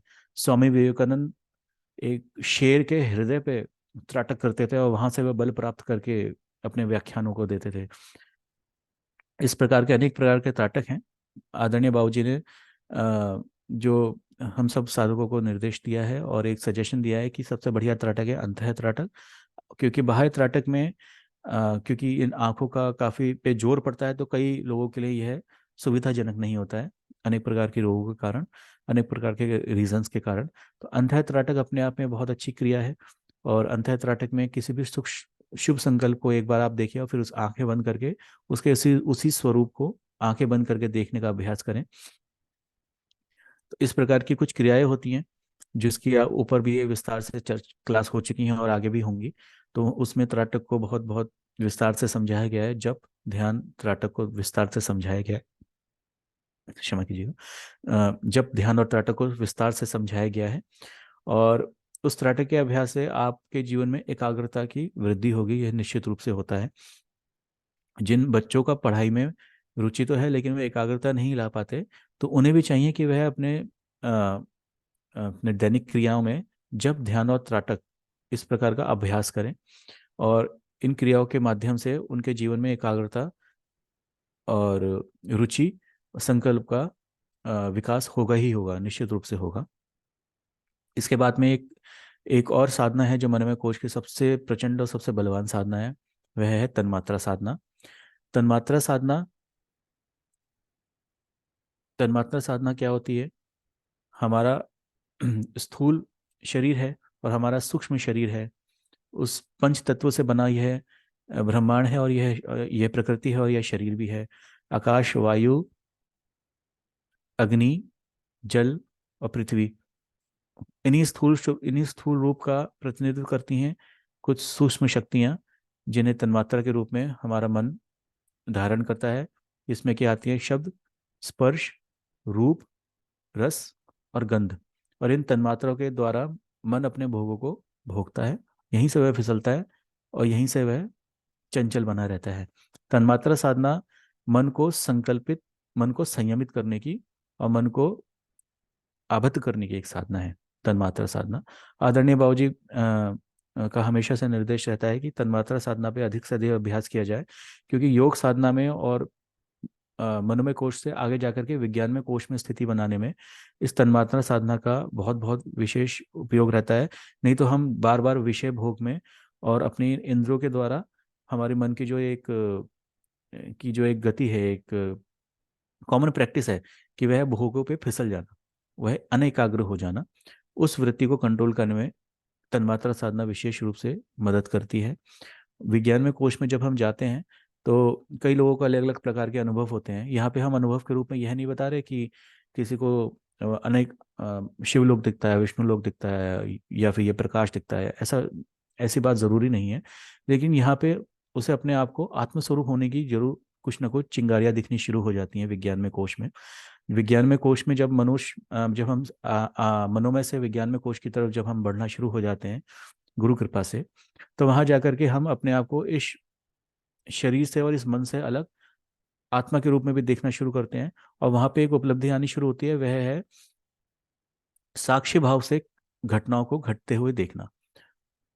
हमारे साथ में कई सारे साधक मित्र हैं, वह बताते हैं कि वह इससे भी आगे बढ़ करके यह देखना शुरू कर पाते हैं कि हम अपने अपने टाइमलाइंस पे हैं, यह जगत कुछ समय की रेखाओं पे चल रहा है, और हम एक साथ को एग्जिस्ट करते हुए भी अलग अलग टाइमलाइंस पे, यानी कि अलग अलग समय की रेखाओं पे एग्जिस्ट कर रहे हैं। और वहाँ हम अपने अपने जीवन को, अपने अपने कर्मों को, अपनी इच्छाओं के अनुसार और अपने भोग कर्मों के अनुसार अपने जीवन को अनुभव कर रहे हैं और अपने कर्म कर रहे हैं। तो जब हमारी गति गुरु कृपा से वहाँ होनी शुरू होती है, लेकिन हमारे मनोमय कोश में हमारी तन्मात्राओं की, प्राणमय कोश में प्राण की, और अन्नमय कोश में हमारे शरीर में विकृतियां अगर बची रह गई हैं, तो हम बार बार उस स्थिति से फिसलते चले जाएंगे, बार बार उसमें स्थित नहीं हो पाएंगे, साक्षी भाव में स्थित नहीं हो पाएंगे, अपने आप को आत्मा के स्वरूप में देखने में स्थित नहीं हो पाएंगे। तो ये कमजोरियां हमें पीछे नहीं छोड़नी चाहिए। इसलिए जब भी हमारे पंचकोश साधना का कोई भी साधक शुरुआत करते हैं, कोई नए साधक होते हैं, तो उनको उनको एक सुझाव दिया जाता है कि सर्वप्रथम अन्नमय कोश की प्रैक्टिसेस करके अन्नमय कोश को शुद्धतम अवस्था में ले आइए। यदि आपका अन्नमय कोश मान लीजिए पहले से ही आप वर्षों से प्रैक्टिस करते आ रहे हैं, तो आपको कम समय लगेगा। जो नहीं करते आ रहे हैं उनको थोड़ा अधिक समय मिलेगा। लेकिन अन्नमय को, प्राणमय को शुद्धतम अवस्था में ला करके ही मनोमय और फिर विज्ञान में की तरफ गति होना पॉसिबल हो पाता है। यहाँ हम देखते हैं कि प्राण जो है वह ना केवल हमारे शरीर को भोजन देता है, बल्कि हमारे मन को भी भोजन देता है, क्योंकि हमारे जितने भी विचार हैं, हमारी मानसिक क्रियाएं हैं, वह भोजन तो प्राण से ही लेती हैं। तो यदि हमारा प्राणमय कोश का प्राण ही असंतुलित स्थिति में रह गया, तो फिर हम अपने विचारों को, अपने भावनाओं को अधिक संतुलित नहीं कर पाएंगे और मनोमय कोश की प्रैक्टिसेस नहीं कर पाएंगे। इसलिए प्राणमय कोश में प्राणायाम और प्राणमय कोश की क्रियाएं गहराई से करना, उसका रेगुलर प्रैक्टिस करना, आसन, प्राणायाम, बंध मुद्रा, जिसे हमारे यहाँ APBM कहा जाता है आदरणीय बाबूजी के निर्देशन में, उसकी नित्य प्रैक्टिस करना, वह बहुत बहुत आवश्यक है। तन्मात्रा साधना के रूप में हम अभ्यास करते हैं कि अपने अ, रस, हमारा मन जो रस लेता है अनेक प्रकार के भोगों से, उस रस को उस पदार्थ से अलग करना। जैसे कि रसगुल्ला खाना किसी को बहुत ज़्यादा पसंद है, तो वह रसगुल्ला खाए और फिर उस स्वाद को याद कर ले, और फिर अगली बार जब रसगुल्ला खाने का मन हो तो उस स्वाद को रिकॉल करे, और ये भाव करे कि अरे, मैंने वैसा ही स्वाद मेरे मुंह में आ रहा है, क्योंकि मैंने वैसा ही स्वाद पहले लिया था। ये एक सामान्य सा एक एग्जाम्पल है तन्मात्रा साधना का, कि किस प्रकार से तन्मात्रा साधना की जाती है। तो आप देखेंगे कि धीरे धीरे आपकी एक स्थिति ऐसी आएगी जब आपको उस रस को या फिर उस भोग को प्राप्त करने के लिए उस पदार्थ पे आपकी डिपेंडेंसी खत्म हो जाएगी। तो ये पहली स्थिति है। फिर इससे आगे की स्थिति में आपको उस भोग पे रस प्राप्त करने के लिए उस भोग की कल्पना करने की भी आवश्यकता होना बंद हो जाएगी। यह इसके आगे की एडवांस स्टेजेस हैं तन्मात्रा साधना की। तो तन्मात्रा साधना भी अपने आप में एक बड़ा टॉपिक है। इसके ऊपर भी आगे विस्तार से कक्षा हुई भी हैं और आगे भी होंगी। हमारे वरिष्ठ साधक हैं, वो इस विषय पर अलग से कक्षा लेंगे। और तन्मात्रा साधना अपने आप में बहुत गहरी और बहुत ही विशेष साधना है। यह जैसे कि हमने अभी बात करी, इसी प्रकार गंध की तन्मात्रा साधना की जाती है कि आपको एक गंध ली और फिर उसके बाद में अभ्यास किया उसी प्रकार की गंध अलग अलग जगह लेना। कई लोग स्मेल से यानी कि गंध से बहुत ज़्यादा प्रभावित रहते हैं, इसलिए वो अलग अलग प्रकार के परफ्यूम अपने शरीर पे लगा के रखते हैं। और यह अपने आप में एक अलग विज्ञान भी है कि हम अलग अलग प्रकार की जो गंध है वह हमारे अलग अलग चक्रों को प्रभावित करती है। तो यह भी अपने आप में एक अलग विज्ञान है। तन्मात्रा साधना के बारे में हमने अभी बात करी। तो इस प्रकार जप, ध्यान, त्राटक और तन्मात्रा साधना, यह अपने आप में यह चार मनोमय कोश के परिष्कार के मूल यौगिक उपाय हैं, मूल एक्सरसाइज हैं जो पूज्य गुरुदेव ने अपने साहित्य में बताए। और भगवान शिव ने माता पार्वती को पंचकोशीय महाविद्या के रूप में इसी का उपदेश दिया। इसके अलावा भी कुछ ऐसे टॉपिक्स हैं जो कि हमारे मन को प्रभावित करते हैं। संक्षेप में उनके ऊपर भी हम थोड़ा सा बात करेंगे। उनमें से एक बात आती है कि बहुत सारे लोग इस बात को जानते भी होंगे कि हम जो भोजन कर रहे हैं, जो कि एक प्रकार से अन्नमय कोश का ही एक विषय है, लेकिन वह मन को बहुत ज़्यादा प्रभावित करता है, इसलिए उसका यहाँ पे डिस्कशन करना ज़रूरी है। जो भोजन हम करते हैं उसी प्रकार की शेप हमारा मन लेता है। एक छोटे से वाक्य के रूप में, जैसा खाएं अन्न वैसा बने मन। एक छोटे से वाक्य के रूप में, एक सदवाक्य के रूप में हम इसको याद कर सकते हैं, इसको जान सकते हैं। जैसा खाएं अन्न वैसा बने मन। आप देखेंगे कि बहुत ज़्यादा मिर्च मसाला, तीखा और खट्टे मीठा और स्वादिष्ट भोजन करने वाला व्यक्ति का मन उतना ही अधिक चंचल और उतना ही अधिक प्रकार के उसके मन में वृत्तियां पाई जाएंगी, जैसे कि क्रोध, आवेश, चंचलता, वासना, कामना उसके जीवन में आपको अधिक मिलेंगी। और दूसरी तरफ आप देखेंगे कि एक बहुत हल्का फुल्का, सात्विक और संयमित भोजन करने वाले व्यक्ति का मन आपको अधिक शांत, अधिक संकल्पवान, अधिक एकाग्र और अधिक संयमित मिलेगा। और यह अभ्यास आप अपने जीवन में भी करके देख सकते हैं नवरात्रि के समय में। इसलिए कहा जाता है कि जैसे 9 दिन है, उस समय आप व्रत रखें या उपवास रखें। अब वो बात अलग है कि हम उस उपवास में भी कोटू की पकौड़ियाँ बना करके, सिंगाड़े कोटू को मिला के उसके पराठे बना करके, या फिर उसमें लड्डू बना करके ड्राई फ्रूट्स में डाल डाल के हम खाते हैं और अपने भोग को वहाँ भी किसी न किसी रूप में पूरा करने की कोशिश करते हैं। लेकिन हमारे साथ में अनेक प्रकार के वरिष्ठ साधक हैं जो कि उन नवरात्रि में अपने भोजन को पूर्ण रूप से सात्विक, संयमित और मिनिमाइज फॉर्म में ले आते हैं। तो वहाँ पे उस भोजन की जैसे ही प्रकृति चेंज होती है, वैसे हमारे मन की प्रकृति चेंज होना शुरू हो जाती है। और पंचकोशीय साधना का अभ्यास करने वाले और उसकी इच्छा रखने वाले सभी व्यक्तियों के लिए आवश्यक है कि अपने भोजन को सात्विक बनाएं। सात्विक बनाने के लिए इतना ज़्यादा आवश्यक नहीं है कि आप मतलब जो व्यक्ति अल्कोहल और नॉनवेज लेते हैं उनको यही हम लोग यहाँ से सुझाव देते हैं कि आप उस प्रकार के भोजन को अपने जीवन से छोड़ से हटा दें, क्योंकि उसके जो सूक्ष्म कण हैं, उसके जो भावना है, वह हमारे शरीर के लिए और हमारी साधना के लिए बिल्कुल भी उपयोगी नहीं है। और कई योगी जन बताते हैं कि कई लोग बताते हैं कि हम थोड़ा बहुत ड्रिंक कर लेते हैं। तो यहाँ हम ये बताना हम नॉनवेज नहीं खाते लेकिन हम ड्रिंक कर लेते हैं। कई लोग बोलते हैं ओकेजनली ड्रिंकर हूँ, योग साधना भी करता हूँ, और लेकिन कभी कभी साथियों के साथ में हम ड्रिंक कर लेते हैं। इस बारे में हमने एक जानकारी भी प्राप्त की थी, वह बताना चाहेंगे कि एक योगी जन ने बताया था कि कि अल्कोहल हमारे ब्रेन के न्यूरॉन्स को इस प्रकार से प्रभावित करता है कि जो सद्ज्ञान होता है या फिर ईश्वरीय दिव्य ज्ञान होता है, वह हमारा ब्रेन एक्सेप्ट ही नहीं कर पाएगा, उसको धारण ही नहीं कर पाएगा, क्योंकि अल्कोहल हमारे ब्रेन के न्यूरॉन्स को इस प्रकार से इम्पैक्ट करता है। और नॉन अल्कोहलिक जो व्यक्ति होते हैं, उनके ब्रेन के न्यूरॉन्स इस प्रकार की एक शुद्ध अवस्था में धीरे धीरे आना ऑटोमेटिकली बन जाते हैं कि उसे प्रकृति से अपने आप ही दिव्य ज्ञान, शुद्ध ज्ञान प्राप्त होना शुरू हो जाता है। तो यह एक सुझाव है, यही प्रकार से निर्देशन है, अपने जीवन को, अपने भोजन को अधिक से अधिक शुद्ध बनाए, सात्विक बनाए। इसी क्रिया में कुछ क्रियाएं आती हैं जिसमें बलिवैश्य यज्ञ भी होता है, और इसके ऊपर भी आपको विस्तार से पुस्तक मिल जाएंगी। बलिवैश्य यज्ञ करने से हमारा नित्य का भोजन जो हम अपने किचन में बना रहे हैं, उससे वह भोजन एक शुद्ध और परिपक्व अवस्था में ईश्वर के प्रसाद के रूप में बन जाता है। और वह प्रसाद का रूपी भोजन जब हम खाएंगे और हमारे घर में हर कोई खाएंगे, तो उनका मन अपने आप सात्विक बनना शुरू हो जाएगा। और कई केस स्टडीज में यह देखा गया है कि जिन घरों में लोग झगड़ा करते थे और ड्रिंकिंग नॉनवेज खाते थे और इस प्रकार के गलत कार्य करते थे, जब वहाँ पे केवल बलिवैश्य से के द्वारा किया हुआ भोजन जब उनको खिलाना शुरू किया बिना उन्हें बताए भी, तो उनके मन में over a period of time, कुछ महीने में, कुछ हफ्तों में, कुछ समय में उनके मन में परिवर्तन आना शुरू हो गया, और धीरे धीरे उनकी खुद ही वह दुष्वृत्तियां उनकी खत्म हो गई। तो हमें अपने मन को शुद्ध करने के लिए अपने भोजन को, अपने अन्न को शुद्ध करना आवश्यक है। और दूसरा जो भोजन हमारा मन लेता है वह आता है इस वातावरण से। हम किस वातावरण में जी रहे हैं, किस वातावरण में रह रहे हैं, यह हमारे मन को लगातार प्रभावित करता है। किसी घर में अगर झगड़े का माहौल है, दुष्टता का माहौल है, या फिर उसके कार्यस्थली में यदि कुछ ऐसा अनुचित या फिर कुछ तामसिक माहौल है जो उसके मन को प्रभावित कर रहा है, तो उसका मन भी कितनी भी कोशिश करने के बाद में उस पे भी उसका मन उन गलत विचारनाओं से, गलत भावनाओं से प्रभावित हुए बिना नहीं रह पाएगा। हमारे घर में यदि किसी कारण से झगड़े होते हैं, मनमुटाव होते हैं, और कुछ अपशब्द बोले जाते हैं, या फिर हम ऐसी जगह रहते हैं जहाँ पे निरंतर रूप से किसी न किसी प्रकार का शोर बना रहता है जो कि हमें परेशान करता है, या फिर दुर्गंध आती रहती है, इस प्रकार की कोई ना कोई समस्या रहती है, तो ऐसा दुष्ट वातावरण हमारे मन को प्रभावित करते हैं।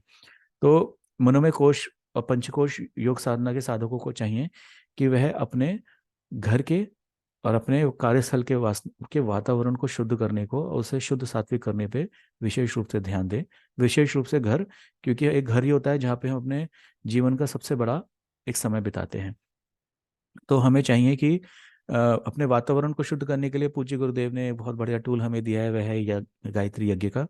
गायत्री यज्ञ एक बहुत सर्वसुलभ उपाय है, और ये इतना आसान है कि कोई भी व्यक्ति इसे, एक पुस्तक आती है, थोड़ा सा सामान लेकर के स्वयं अपने घर में कर सकते हैं, नित्य रूप में या साप्ताहिक रूप में या मासिक रूप में, यानी कि डेली कर सकते हैं, या फिर हफ्ते में एक बार, या फिर महीने में एक बार किसी शुभ तिथि पर, छुट्टी के दिन। तो नित्य यज्ञ का अभ्यास करने से हमारा घर का वातावरण शुद्ध होना, शुद्ध रहना शुरू होगा, और जो नकारात्मक शक्तियां होती हैं, नकारात्मक तत्व होते हैं, वह दूर होने शुरू होते हैं। घर में शुद्धि का माहौल होता है, और एक ऐसा वातावरण का निर्माण शुरू होता है जिसमें कि मन अपने आनंद की अवस्था में बने रहने में स्वाभाविक रूप से उसे मदद मिलती है। तीर्थाटन करना, सत्संग करना, योगियों के साथ में संसर्ग करना, यह सब भी हमारे मन को सीधा सीधा प्रभावित करता है। और कुछ ऐसी घटनाएं जो कि हमारे जीवन में, जिन पे हमारा कंट्रोल नहीं है, उनके प्रति हमारे मन को जो अ, मदद करता है वह है ईश्वर के प्रति शरणागति, ईश्वर के प्रति प्रार्थना, और ईश्वर के प्रति गहरा प्रेम, गहरी भावना। जब हम इस प्रकार की गहरी प्रार्थना, ईश्वर के प्रति गहरा प्रेम और ईश्वर की शरणागति का निरंतर और नित्य अभ्यास बनाए रखते हैं, तो हमारे जीवन की कुछ ऐसी परिस्थितियां जिन पे हमारा कंट्रोल नहीं है, और जो हमारे मन की सुख और दुख को, हमारे मन की आनंद अवस्था को प्रभावित कर रही हैं, उनसे हम अप्रभावित होना होना शुरू हो जाते हैं। और एक हमें ईश्वर का एक ऐसा कवच, एक ऐसी प्रोटेक्शन लेयर मिलती है कि वह घटनाएं भले ही चलती रहे या नहीं भी हो, हम उससे प्रभावित होना धीरे धीरे कम हो जाते हैं, और फिर उसके बाद में बंद ही हो जाते हैं। आप योगी जनों को देखिए, साधु जनों को देखिए, जो कि आज भी हमारे इसी संसार में हमारे आसपास रह रहे हैं, लेकिन वह इन सब घटनाओं से अप्रभावित होकर के मस्त जी रहे हैं। ईश्वर शरणागति, ईश्वर की शरण में रहना अपने आप में बहुत श्रेष्ठतम साधना है। ईश्वर के प्रेम में, ईश्वर के गहरे प्यार में डूब के रहना अपने आप में बहुत श्रेष्ठ उपाय है। और यह ईश्वर शरणागति हमें अनेक प्रकार की नकारात्मक शक्तियों से, अनेक प्रकार के नकारात्मक वातावरण के तत्वों से भी बचाती हैं। इसके अलावा एक और बात करके हम अपनी बात को विराम देना चाहेंगे कि जिस प्रकार से हमने शुरू में बात करी थी कि मन को शुभ संकल्पों से भर देना मनोमय कोश की एक बहुत बड़ी साधना है, और इसी में एक बहुत बहुत एक श्रेष्ठतम उपाय है, वह है शिव संकल्प उपनिषद। शिव संकल्प उपनिषद यानी कि शुभ संकल्पों से बना हुआ एक उपनिषद है, जिसके अंदर कुछ कुछ श्लोक हैं, और वह श्लोक मंत्रों के रूप में कार्य करते हैं। और शिव संकल्प उपनिषद का यदि हम उसका हिंदी भावार्थ या फिर उसका हम संस्कृत श्लोक को अगर हम नित्य श्रवण करें या उसका नित्य पाठ करें, तो वह मंत्र के रूप में हमारे मन के परिष्कार पे कार्य करता है। हमारे पंचकोशीय साधना के इस प्लेटफॉर्म पे शिव संकल्प उपनिषद के ऊपर आदरणीय बाबूजी ने पूरी पूरी डिटेल में क्लासेस ली हैं, और उसकी वीडियोस भी हमारी प्लेलिस्ट में अवेलेबल है। तो आपको वह भी मिल सकती है, और अगर यदि किसी कारण से नहीं मिले तो आप हमसे नीचे डिस्क्रिप्शन बॉक्स में कमेंट करके आप उसका लिंक ले सकते हैं, या फिर अलग से हमारा जो क्लासरूम का टेलीग्राम ग्रुप है उस पर भी आप उस पर पूछ सकते हैं। शिव संकल्प उपनिषद इतना प्रभावशाली है कि कई एडिक्शन सेंटर्स पे, जहाँ पे कि अनेक प्रकार के व्यसनों का हटाया जाता है, कई गुरुकुलों में जहाँ बच्चों को विद्याधन कराया जाता है, वहाँ पे नियमित रूप से शिव संकल्प उपनिषद का पाठ श्रवण और मनन कराया जाता है। यह अपने आप में इतना दिव्य है। तो शिव संकल्प उपनिषद का हमें नियमित रूप से पाठ करना चाहिए, या फिर किसी न किसी रूप में इसका हमें हमें यूट्यूब की प्लेलिस्ट क्लासेस लेकर के वहाँ से उसका ज्ञान को अवश्य प्राप्त करना चाहिए।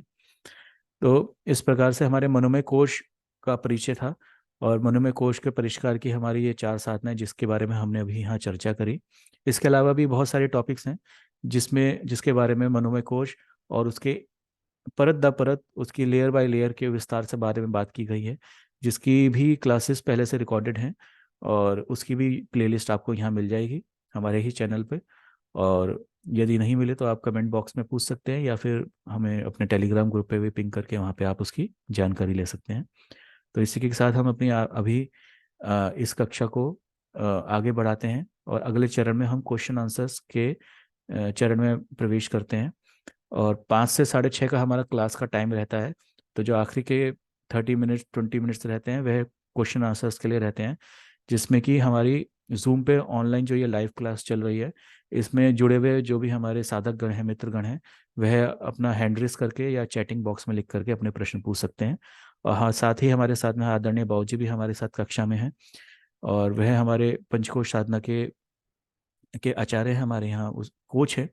और उनसे निवेदन है कि वह मनोमय कोश की इस कक्षा को का संचालन करें, और इस पे हमें जो भी जानकारी हमें रह गई है, या फिर जो भी प्रश्न है साधकों के, उसका वह उत्तर दें। आदरणीय बाबू जी, बहुत बहुत धन्यवाद। जी धन्यवाद अंकुर जी, आपको बहुत प्रणाम। सभी साधकों को प्रणाम। तो हम लोग सीधे प्रश्नोत्तरी सेशन में आ सकते हैं। आवाज पहुंच रही होगी जी। जी, यहाँ पे गोकुल मुंद्रा जी का प्रश्न है, क्या शिव जी संकल्प के मंत्रों से यज्ञ में आहुति दी जा सकती है? हाँ, दी जा सकती है।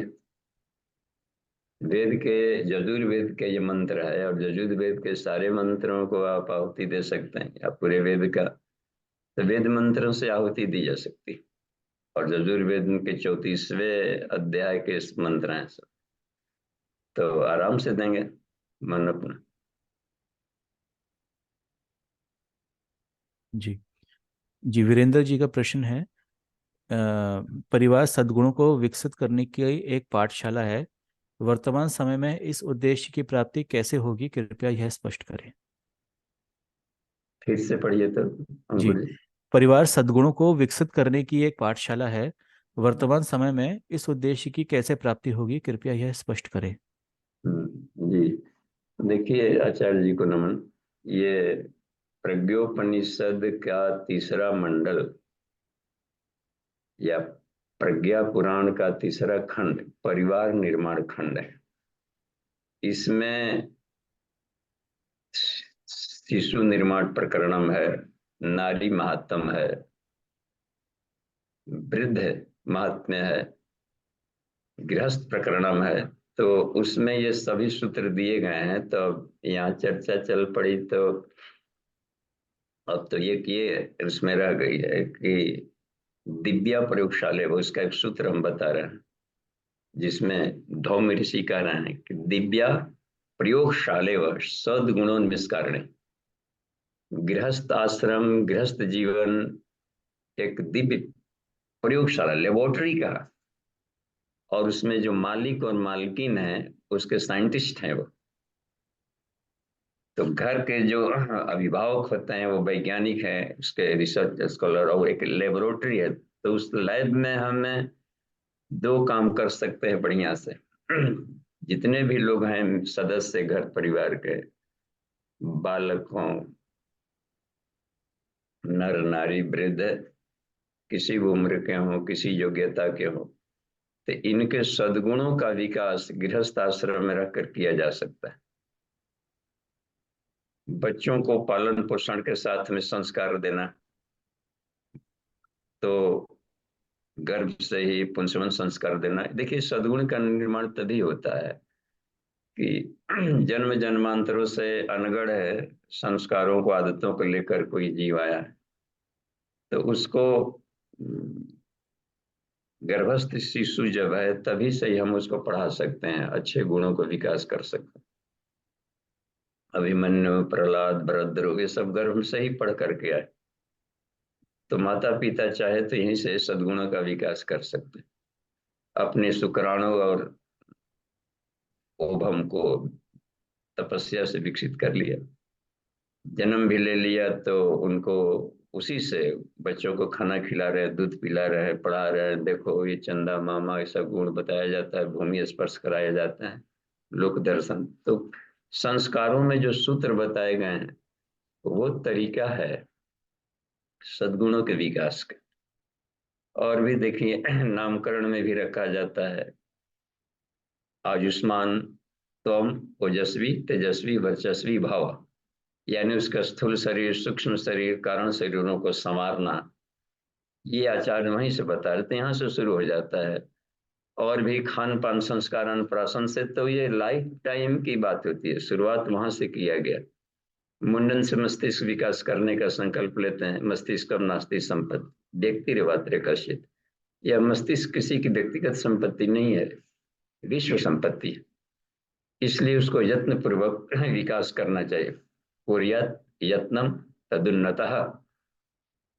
इसी के लिए पढ़ाई लिखाई, स्कूल कॉलेज भेजे जाते हैं, अच्छे गुरुओं से संपर्क बनाया जाता है, बाद में गुरुकुल स्कूल कॉलेज से जोड़ दिए जाते हैं। तो ये गृहस्थ आश्रम में ही संभव है रह करके भरण पोषण की सारी व्यवस्था। इतना ही नहीं, पर्व त्योहार आते हैं, पर्वों के माध्यम से ही समाज की सामूहिक भावना को शालीनता की तरफ मोड़ा जाता है। पर्व त्योहार भी हम लोग गृहस्थ आश्रम में ही मनाएंगे। तरह तरह के रीति रिवाज चलते हैं गृहस्थ आश्रम में। इसलिए एक जगह बड़ा हिदायत दिया है उसमें, ये कौम ऋषि ने कहा है, ये भद्रजनों, कुरीति आक्रमणों प्राय गृहस्थ जीवन अधिकम। कुरीतियों का आक्रमण गृहस्थ जीवन में ही होता है और उन्हीं के मस्तिष्क में इंटर करते हैं। तत्र ये अपक्व बुद्धिया, जो अपरिपक्व बुद्धि वाले होते हैं उनमें सेंध फुड़ता है। कुरीतियां हुआ, नशे हुए, दुर्व्यसन हुआ, ये सब, तो इनसे बचाव करने को सीखना होता है इसमें। तो हर जगह इसमें केवल शिक्षण शिक्षण ही है। स्कूल कॉलेज वगैरह सब गृहस्थ आश्रम से ही जुड़े रहते हैं, उन्हीं के गार्जियन आएंगे, बाल बच्चे आएंगे नाम लिखवाने।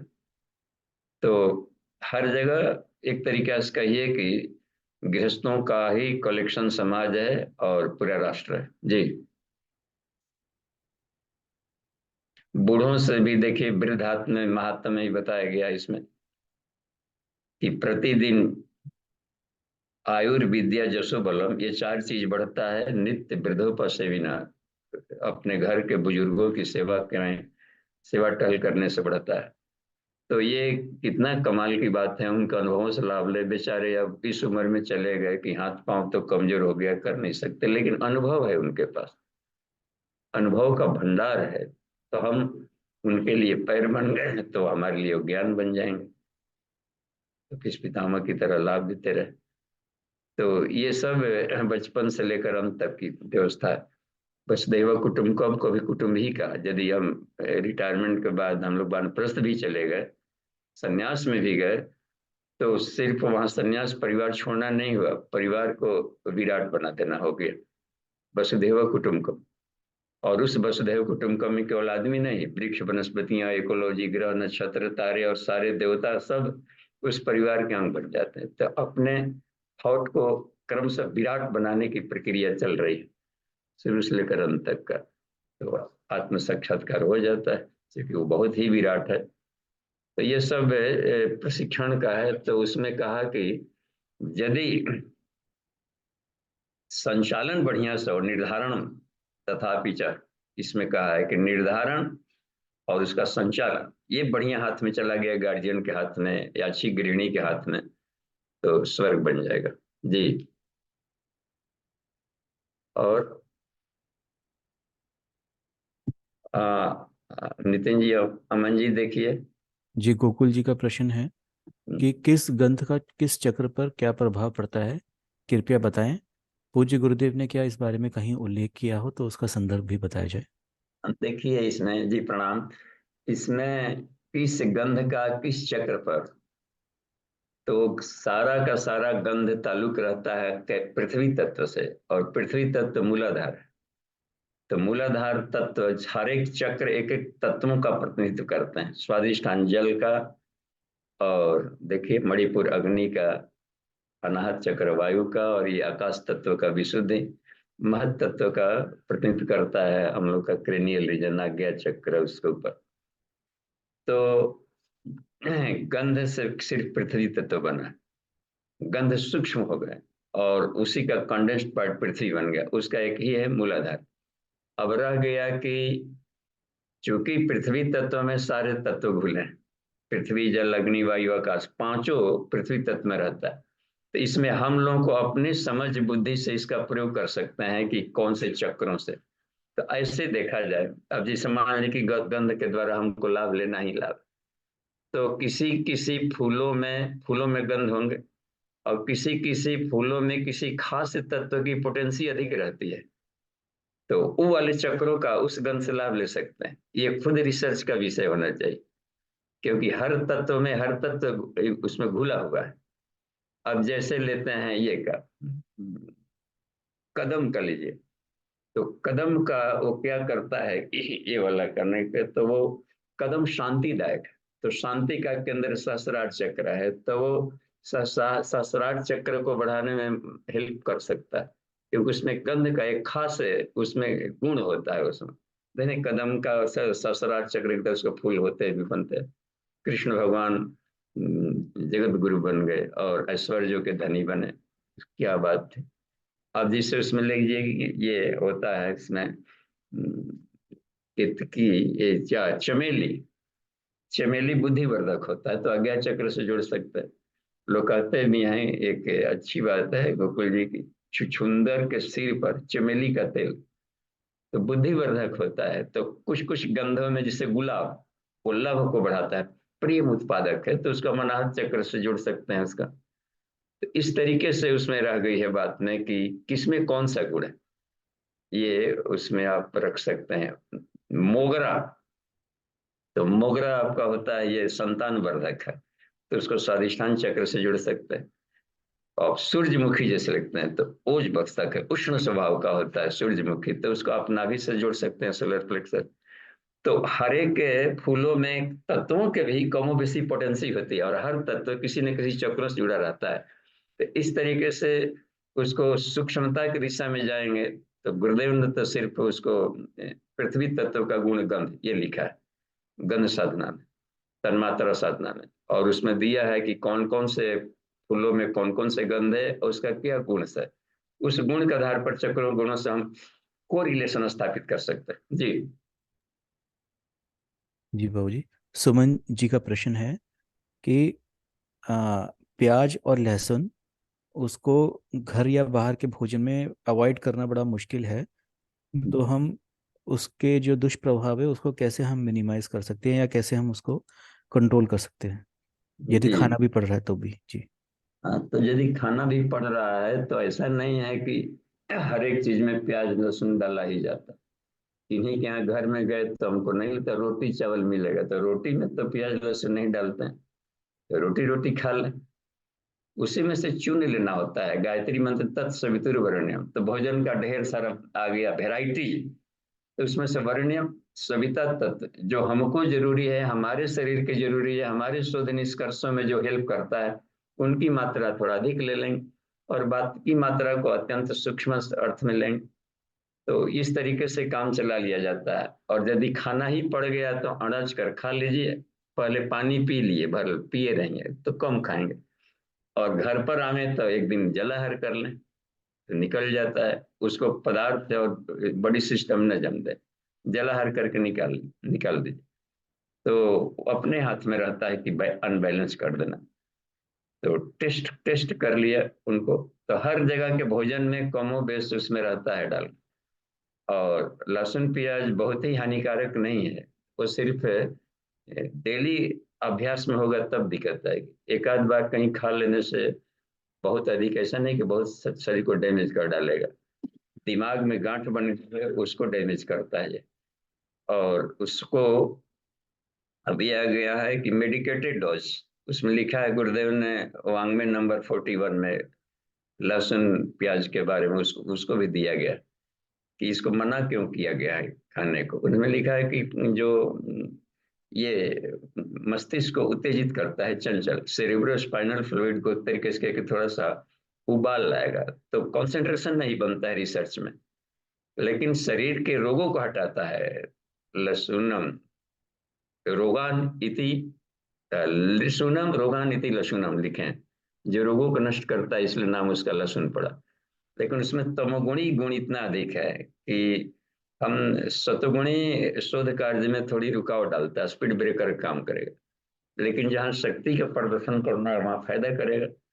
तो किस फील्ड में है हम, तो कैसा मेडिकेटेड डोज लेना है उसको लिया जा सकता है। फॉर एक्सटर्नल यूज नहीं लिखे, तो उसको तेल बना करके मालिश कर लेंगे तो गठिया ज्वाइंट पेन वगैरह को हटाता है। तो चूंकि मेडिसिन है तो एज ए मेडिसिन इसका इस्तेमाल हमें करनी है। तो सिर्फ इतने भर के लिए कि रजोगुणी तमोगुणी सतोगुणी उसका मस्तिष्क पर क्या प्रभाव पड़ता है, इसको देख करके सिर्फ मना किया गया। तो खा लिया तो खा लिया, फिर आकर के घर पर उसको आदत में हम न डालें। आदत में डालेंगे तो धीरे धीरे सारे शरीर को अब अपने कंट्रोल में लेना शुरू करेगा। तो कभी खाना पड़ गया तो कहा कर अब दूसरी कोई बाध्यता है तो प्राण रक्षा करने के लिए खाया जा सकता है, लेकिन उसको हम आदत में ना लाएं, बहाना न बना लें, एक दिन खाए तो हर रोज खाए तो उस आदत पर नहीं। प्राण रक्षा करनी थी कहीं जरूरत पड़ गया, लेकिन हमें तो कहीं दिक्कत नहीं आई। गए कहीं भी पार्टियों में तो हम पूछ लेते हैं कि कौन कौन ने से प्याज लहसुन नहीं डाला हुआ, तो हमारे भी मन लायक कुछ ना कुछ मिल ही जाता है। अब मिठाई में थोड़े कोई उसमें लहसुन प्याज डाल रहे हैं, मीठा मीठा सब में तो मीठा मीठा खा के आ गए, घर पर से खा करके जाए। बाहर निकले हैं तो गुरुदेव लिखे हैं कि अपने लिए भी सत्तू चना चबेना कुछ लिए रहें। दूसरी बात है, फल तो हर हर जगह मिलेंगे, मूंगफली है, दाना है, छिलका है, ट्रेन में हर जगह मिलता है। तो अपने ढंग का खाया जा सकता है, उसमें कोई रोक टोक नहीं है। तो ये है, तो बचाव करना मुश्किल नहीं है, दिमाग में गांठ न रहे। जी। जी बाबू जी। शांतिलाल जी का प्रश्न है कि मुझे इंसोम्निया है, मूलाधार पूरी तरह बिगड़ा हुआ है, मनोमय डिस्टर्ब है, सुबह अगर जबरदस्ती उठ जाएं तो हल्के हल्के चक्कर आने लग जाते हैं। अब ऐसे में मैं ध्यान साधना कैसा करूं? ध्यान करते ही मेरा मन बहुत उदास रहता है। ध्यान करने से मन उदास हो जाता है। ध्यान ध्यान साधना नहीं होने से मन बहुत उदास रहता है, पर इन हाँ समस्याओं के कारण ध्यान साधना नहीं कर पाते। जी। तो ध्यान को हम किसी टाइम फैक्टर से न बांधे कि सुबह न उठना। अपने को देखिए कि कब नॉर्मल मूड में रहते हैं। जब नॉर्मल मूड में रह रहे हैं तो वो बहुत बढ़िया समय है, उस समय मनन चिंतन करने का, आत्मिकी के गहराई में विचार करने का, स्टडी करने का, शोध करने का। जबरन हर एक आदमी का शरीर अपने रूटीन से सेट रहता है, तो अचानक सडन हेर फेर करेंगे तो बगावत करेगा भीतर। तो हर कोई को अपना रूटीन अपने बनाना होता है। थोपा हुआ रूटीन फायदा नहीं करेगा आगे बढ़ने में, कि वो करते हैं तो हम भी करें, शास्त्र में लिखा है इसलिए हम भी करें। हमेशा अपने विवेक को देखें कि हमारे लिए कौन सा रूटीन हमको सेट करता है। उस रूटीन में हमें जीवन में एक गोल बनाना है कि हमें अच्छा बनना है, ईमानदार बनना है, समझदार बनना है, जिम्मेदार बनना है, बहादुर बनना है।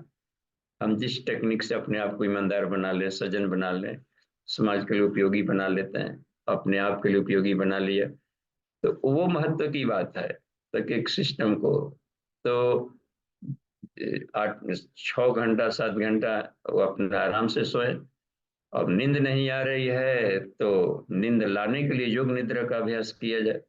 तो योगासन करते हैं और प्राणायाम, उसके लास्ट में योग निद्रा जरूर कर लीजिए 5 मिनट का। आत्मानुभूति योग करें तो नींद आ जाएगी। आत्मानुभूति योग नहीं होने से नींद नहीं आती, क्योंकि अपने को हम कहीं ना कहीं शरीर मन में उलझाए रहते हैं, तो इन सब से थोड़ा परे करना पड़ता है अपने आप को। तो इंसोम्निया की बीमारी ये सब है, सब कोई मायने नहीं रखती।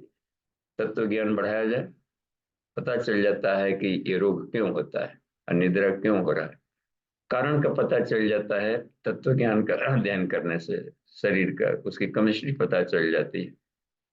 तो इस ढंग से हम स्वाध्याय को जब मूड नॉर्मल है तब पढ़। जी, धीरे धीरे।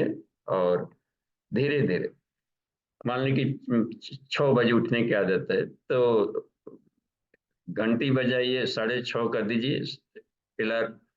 और अलार्म बज भी गया तो 10-15 मिनट उसी पर जानबूझ करके पड़े रहिए। 15 मिनट लगा दीजिए उठने में तब जा करके 15 मिनट पहले काम होगा। तो ऐसे धीरे धीरे मन को अभ्यास, मतलब बगावत नहीं है, सडन नहीं, स्लो बट स्टीडी। एक दिन आपको खुद लगेगा कि 2 घंटा पहले जगे, तभी आप फ्रेश अनुभव करेंगे। शरीर 2-4 दिन, 1 सप्ताह नानू नच करता है खाली, बस। इसके बाद फिर आपका बेस्ट फ्रेंड बन जाएगा, जिस रूटीन में डालना चाहेंगे उसको प्यार से दुलार से धीरे धीरे समझाना होता है।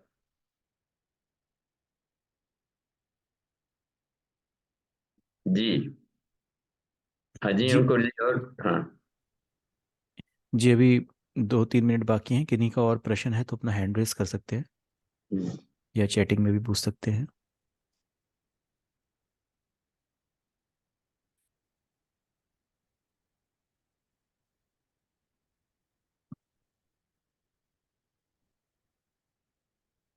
जैसे ये अनाजों का जहाँ तक कि गंध आ गया, हाँ, तो जितना भी हम लोग देख रहे हैं पार्टिकल हर चीज में, तो स्वाद भी वो हर एक में होता है। और हर चीज में अपने एक विशिष्टताएं होती है गंध का। और जिसे हर एक तत्वों का स्वाद भी होता है, ऐसा नहीं कि केवल अनाज में ही स्वाद हो। वायु तत्व खटा होता है, आकाश तत्व नमकीन होता है, खारा। इसी तरीके से जल तत्व मीठा होता है, पृथ्वी तत्व को उसमें मीठा माना गया है, जल तत्व को कषाय माना गया है, जल कषाय। तो इस तरीके से न मीठा है ना वो एसिडिक है, तिक्त को एसिडिक माना गया है। तो इस तरीके से तत्वों में बहुत सूक्ष्म गुण होते हैं। तो उस आधार पर हम अपने को चक्रों को जगाने में वो हेल्प कर सकते हैं। और चक्र क्या है, सिर्फ मन की गांठें हैं। वो सुलझती जाएगी तो चेतना थोड़ा चेतना को थोड़ा शांति और आनंद की अनुभूति होगी, प्रफुल्ल रहना शुरू करेगा। और ज्ञान को जल्दी से समझने में सुविधा हो जाएगी, किसी भी तत्व ज्ञान को। जी जी, प्रणाम राजेंद्र जी प्रश्न पूछेगा जी। बाबू जी, प्रणाम। हाँ जी प्रणाम। बाबू जी, सुबह उठने के लिए जैसे 4 बजे हम उठ जाते हैं, लेकिन अब धीरे धीरे आदत ऐसी हो गई है कि कभी 3 बजे कभी 2 बजे नींद खुल जाती है। अब लगता है 4 बज गया, उसके बाद नींद नहीं आती है, तो क्या करें? तो लगता है 4 बजे का का अलार्म दिए रहेंगे तो वो लगता है वहां फिर कहाँ से आ गया वो 4 बजे, मैंने 4 बजे अलार्म पहले दिए ही घड़ी में। जी, तो अलार्म तब नहीं लगाते तो भी नींद खुल जाती है। अच्छा, जब अलार्म नहीं लगाया कभी खुल गया 2 बजे, तो 2 बजे खुल गया तो उठकर खटर फुटर मत करने लगे, और लोग सोए हुए हैं घर। जी उस समय कुशीना की टहलने लगे, नींद टूट गया भाई, टूट गया, नींद टूट गया तो आंख बंद किए रही, पड़े जी। रहे, आंख बंद करते रहे और सोचते रहे। क्या दिख, फिर अच्छा। नींद आ जाएगी, पता नहीं चलेगा कब आ गई। आंख मत जी खोलिए, इना के खुल गया तो लाइट जला दें, टुकुर टुकुर ताकने लगे। वो बीच में जग भी गया तो बच्चा कैसे जग जाता है, माँ कह दे सो अभी काहे को उठ गया, सो जी जाए सो जाए। ऐसे ही अपने मन को कह दीजिए कि आंख को कहिए कि तू शटर बंद रख, खुल गया तब अब लाइट वाइट मत जलाई, जी। और अपने टाइम पर फिर कर लीजिए। नहीं तो फिर दिन में परेशानी करेगा, दिन में जग जाएगी। जी वही कह रहे हैं कि वो ऐसा लगता है कि अब 4 बज गया, 4 बज गया, अलार्म लगाते नहीं, इसलिए जो है नींद खुल जाती है। कभी कभी 2 बजे, कभी 2:30 बजे, कभी 3 बजे नींद खुल जाती है, फिर लगती नहीं है। हाँ, ठीक है, सध जाएगा। No problem, no tension. जी बाबूजी। जी जी बाबूजी, बाबूजी। हाँ समय जी, हो आप गया है। करें जी। धन्यवाद सभी लोगों के लिए। अंकुर जी, आपको बहुत बहुत आभार, बहुत शानदार क्लास लिए। Thank you. धन्यवाद बाबूजी। आज की कक्षा को विराम देते हैं। ओम शांति शांति शांति। सभी को प्रणाम, बहुत बहुत धन्यवाद।